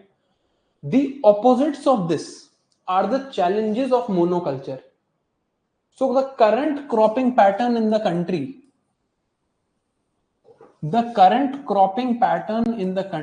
is the pattern of rice and wheat majorly. It has a lot of challenges in terms of subsidy bill, challenges in terms of MSP, challenges in terms of farmer, in terms of water depletion, excess fertilizer use, excess pesticide use, over focus on these two crops, the problem of MSP management, etc. If I diversify, I get all of these advantages. They also have a challenge of having agriculture that is contributing to climate change. I need agriculture which is climate smart. So all of these things are also done, right? Now, why is the cropping pattern in India changing? So it was the rice wheat system. Why is the cropping pattern changing? So there are mainly 5 factors. The changes in the cropping pattern are happening because one, the resources that are available to the farm are now becoming different. The technology that is available to the farm is becoming different. Households have different demands and consumption patterns. This is leading to the change. Then the price that is realized, or the price that a farmer gets after having rice wheat system, is changing. And also there is a change in terms of institutional policies and investments. Now, if it is a particularly small farming household, their change will be determined on the basis of the resources that they have. If they are able to access seeds of different crops, only then they will change. But if it is an affluent big farmer, they will take into account technology, demand of households, price, and investments, all of these. So if farming is more remunerative, it is easy for you to change and take into account more factors and go for crop diversification. And over time in India, resources like irrigation have become available to more and more farmers. Technology is something that has come to India in terms of agriculture, both as e-technology, extension services, and high yielding varieties of crops. Price realization is happening even in other products. At least household demand is something that is changing now. So this economic factor of change in household demand, the institutional policies at the level of the WTO, the level of the government, and the price realized more in horticulture is something which is now leading to change in cropping pattern in India. So earlier we had monoculture. Because of these factors, we are going to diversification. If we go to diversification, there are going to be various advantages. Now, which is the one crop on which the government is focusing most as far as diversification is concerned? If you had to name only one crop which is the maximum focus of diversification, what would you say? Correct. It is millets. So what are the advantages?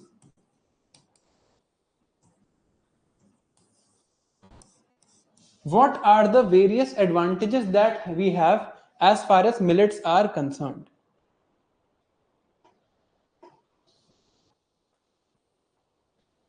Why millets?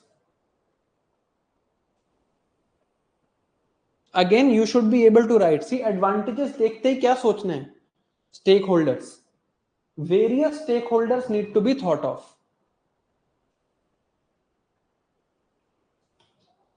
So there will be some advantage to the farmer, some advantage to the consumer, some to the environment, and some to the state.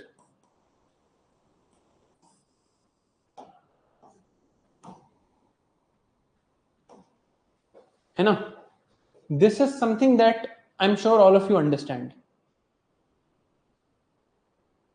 Ab, what I want you to write, say farmers may you'll be able to write, right? That it can be, they are drought resilient, right? There is better agronomics.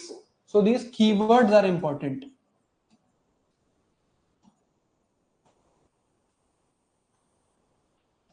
Ease of doing agri-business, sustainable agriculture.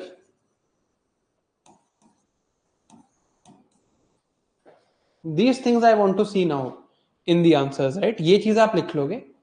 From the consumer side, there are two specific things about millets. One is low glycemic index. What does this mean? If I eat, let's say, any glucose containing food, so let's say I eat ice cream.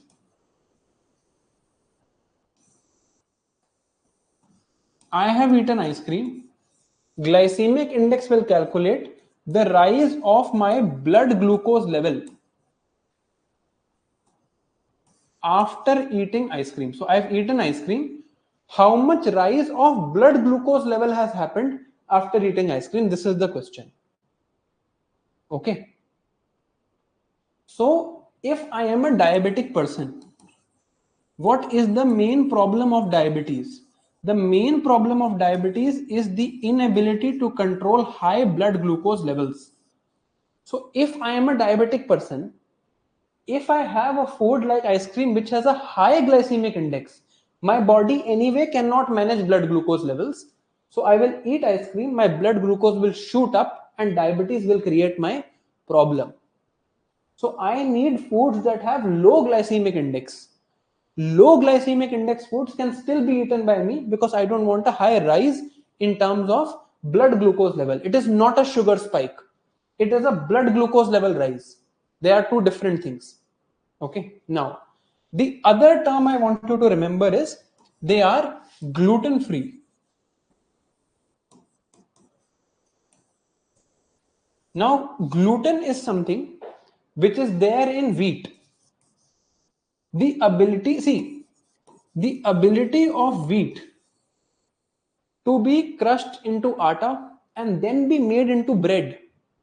The ability of wheat to be made into bread is due to gluten. But gluten is not very good for the human body.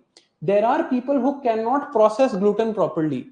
And if they eat gluten, they will get diseases. One of these diseases is called celiac disease. You don't need to know the name of the disease, obviously. But gluten is not considered very good for the human body. That is why gluten-free diets are on the rise and millets are gluten-free. Okay. So they have much better idea of people who are needing gluten-free diets for their health. Millets are a much better idea. Then they also have antioxidants. So this is also good for humans. Otherwise, the advantages of millets must be clear to you, right? Now, the challenges of millets and the measures that the government has taken to promote millets are given in your PDF. Not something that's very difficult to understand. I hope you will be able to write. Now, as far as we are concerned, we are now finally finished with agriculture. I hope you have enjoyed reading this subject with me, right? And I hope you are also now feeling more confident in terms of agriculture. Okay, I think agriculture में अब tension कम होनी चाहिए. अगर मैं इतना पढ़ लेता, मतलब especially before my first means, if I had read this much, at least I would have gone with, a complete confidence that there is going to be no problem. All parts of the syllabus are covered. There is nothing that is left. अब चलते हैं आगे. अब देखते हैं दो चीजें और. Now,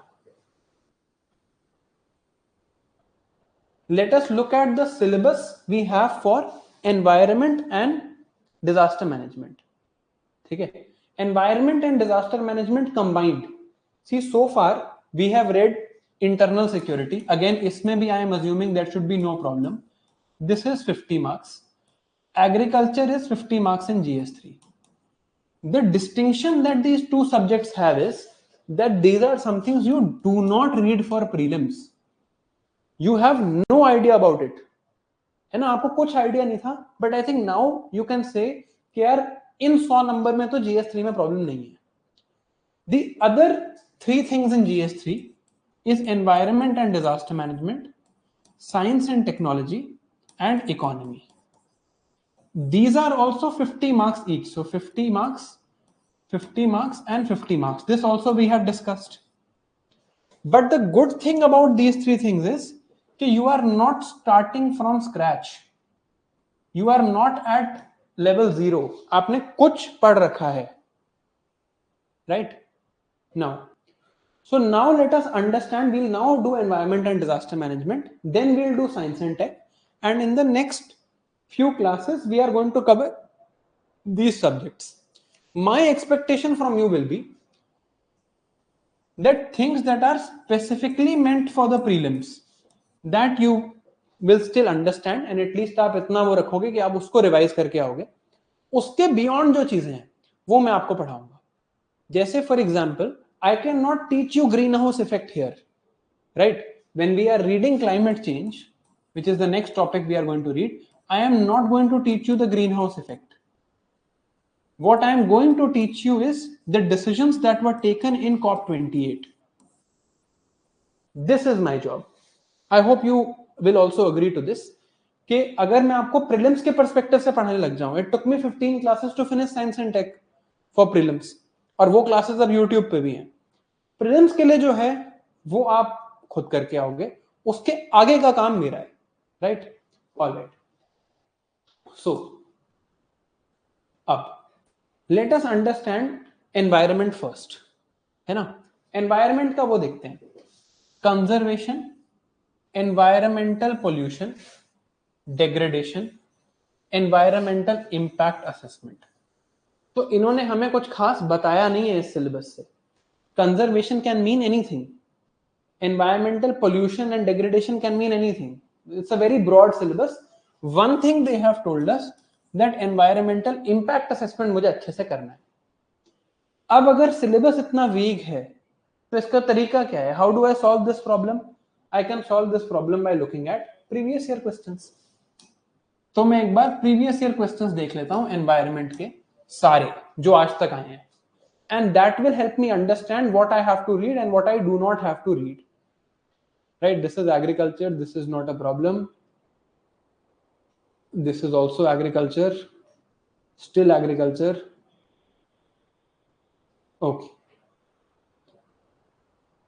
Now, the other thing is disaster management, but disaster management I think we will see after this. Yeah, this is the previous year questions of environment. Now let us understand. देखो, consequences of illegal mining Ministry of Environment and Forest concept of go and no-go zones for coal mining. This is a current affairs question of that particular year. When coal mining was in the news, you would also know that the coal scam was also in the news in 2013. Green energy corridor to alleviate the problems of conventional energy. What do you understand by run of the river hydroelectricity project different from other hydroelectricity projects? तो मुझे अभी तक क्या समझ आया?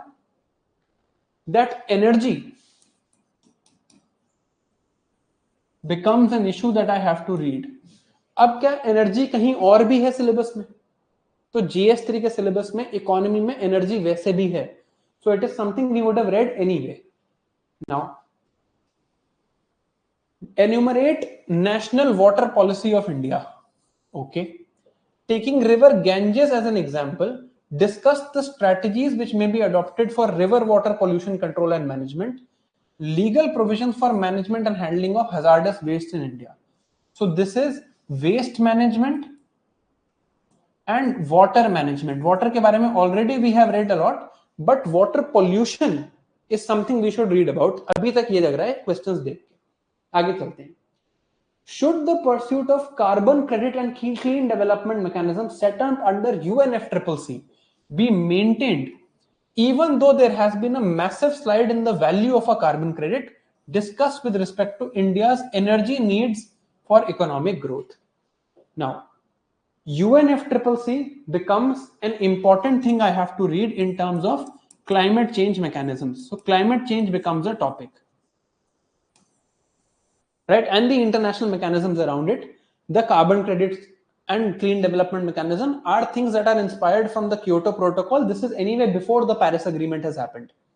Now, environmental impact assessment studies are increasingly undertaken before project is cleared by the government. Discuss the environmental impacts of coal-fired thermal plants located at pit heads. So again, a question of environmental impact assessment, and specifically in terms of thermal power plants has been asked. Okay, so EIA तो मैंने देखा ही था. अब, to what factors can the recent dramatic fall in equipment costs and tariff of solar energy be attributed? Again, a question on energy. What implications does the trend have for thermal power producers and the related industry? So energy may be hydropower, thermal power, and solar power are things they have asked. Okay, now Namami Gange mission. Previous year questions का इतना role है regardless of even if you are doing a current affairs based topic. Environment is a completely current affairs based topic in mains. But here also, National Mission for Clean Ganga, Namami Gange program. It has been asked multiple times. Right? So what can we do for preservation of Namami Gange? Yes, Saurabh, I'll maybe do that at the end of the course. Now, आगे चलते हैं.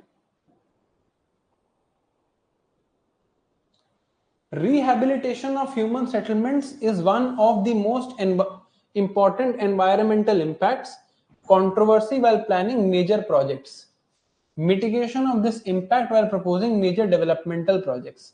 So this is again, although it's not specifically mentioned, it is a question of environmental impact assessment because you have to see how people get rehabilitated or displaced due to projects. Then current status and targets in terms of renewable energy sources. Again, energy is a very important topic here. Then question is further asking on national program on light emitting diodes. Then climate change is a global problem. India will be affected by climate change. Himalayan and coastal states be affected by climate change. There will be a differential impact. So impact of climate change on India. They've asked climate change before. Now, not many years ago, river linking was a concept, but it is becoming a reality. Advantages of river linking and possible impact on the environment. So water is something where environment is something that is focused on. Then, impediments in disposing huge quantities of discarded solid waste which are continuously being generated. How do we remove safely toxic waste that have been accumulating in our habitable environment? Again, a question of pollution, and this time in terms of waste. Then, I'm sorry, I'll just have to stop for 1 minute. I'll be back in 1 minute. Sorry about this. Be back in 1 minute.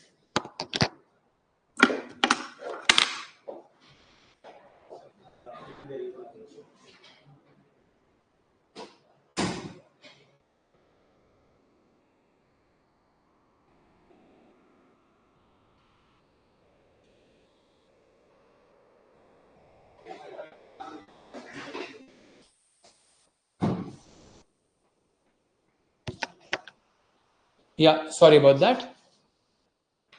So, now, what is wetland? Explain the Ramsar concept of wise use in the context of wetland conservation.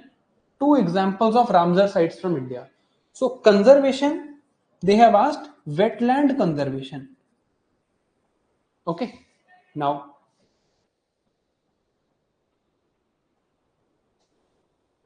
how does biodiversity vary in India? How is the Biological Diversity Act helpful in conservation of flora and fauna? This is the exact sort of question that I expect that you will be able to write yourself. Right? This I would expect that you will be able to write. ये हम पढ़ते हैं prelims के लिए. Even next question, carrying capacity of an ecosystem relevant to an environment. Understanding this concept is vital while planning for sustainable development of a region. Again, a question that I will expect that you'll be able to write yourself. Now, coastal sand mining. Whether legal or illegal, biggest threats to our environment. Impact of sand mining along the Indian coast, citing specific examples. Then, draft EIA notification 2020 differ from EIA notification 2006. So obviously a current affairs question was asked in 2020 also.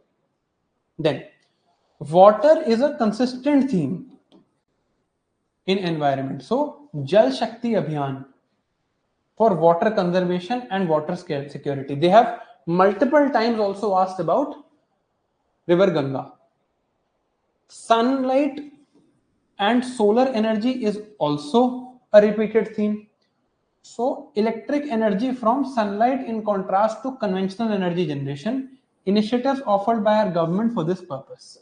Should not be a problem. Then, key features of National Clean Air Program. So pollution, we have seen water pollution, we have seen air pollution. Now, next. See, if we have understood that they are asking on UNFCCC, so Green Grids Initiative, International Solar Alliance linked to UNFCCC. So solar energy was anyway an important topic for environment, should not be, it's something that will be asked here also. Key points of revised global air quality guidelines recently released by WHO. What changes in India's national clean air program are required to achieve these revised standards? So again, something related to air pollution that has been asked before. Major outcomes of 26th session of UNFCCC COP, commitments made by India. 2021 mein they have asked about UNFCCC COP26. This year, most likely they are going to ask about something related to COP28. Right? It was a very significant conference. See, now this type of question is something we can do nothing about. Each year, large amount of cellulose is deposited on the surface of planet Earth. Natural processes that it undergoes before yielding carbon dioxide, water and other end products. ये है bouncer question, ये मेरे ही mains में आया था और एक किसी को नहीं आता था. ऐसे क्वेश्चंस आते हैं, we have to ignore them. Then, air pollution is an important theme. So photochemical smog, emphasizing its formation, effects and mitigation. अब photochemical smog is also something which you should know about. बाकी questions के लिए मैं नहीं बोल रहा हूँ because that is my job. But photochemical smog हम prelims के लिए पढ़ते हैं, तो ये हमें पढ़ना है. Again question on climate change. Global warming, effects on global climate, measures to bring down level of greenhouse gases which cause global warming in the light of Kyoto Protocol. So UNFCCC COP28, UNFCCC Clean Development Mechanism, Carbon Credits and Trading, Global Warming and Outcomes of COP26, Green Grid Initiative in COP26. Okay, so same year, 2 questions on COP26. This might happen this year also. Now, what is oil pollution? Impacts on marine ecosystem. What way is pollution particularly harmful for a country? I think it should be oil pollution. Oil pollution particularly harmful for a country like India. This was asked in 2023 on oil pollution. Then National Wetland Conservation Program. You see how this is a repeated question. Wetland conservation had come before, right? So this has come. Now, Intergovernmental Panel on Climate Change, global sea level rise by 1 meter by 2100. What would be its impact on India and other countries in the Indian Ocean region? So again, a sort of impact on climate change, right? So what is the idea? I have understood that in environment, there are few important topics. One, of course, is the idea of climate change. And this we will read in detail in the next class. We will go to the idea of COP28, the context of climate change. 2023 was the hottest year ever on record. So the context, things that were discussed in COP28, India's idea of climate change, India's climate policy. In this year's economic survey, chapter 6 and chapter 13 are specifically in reference to this.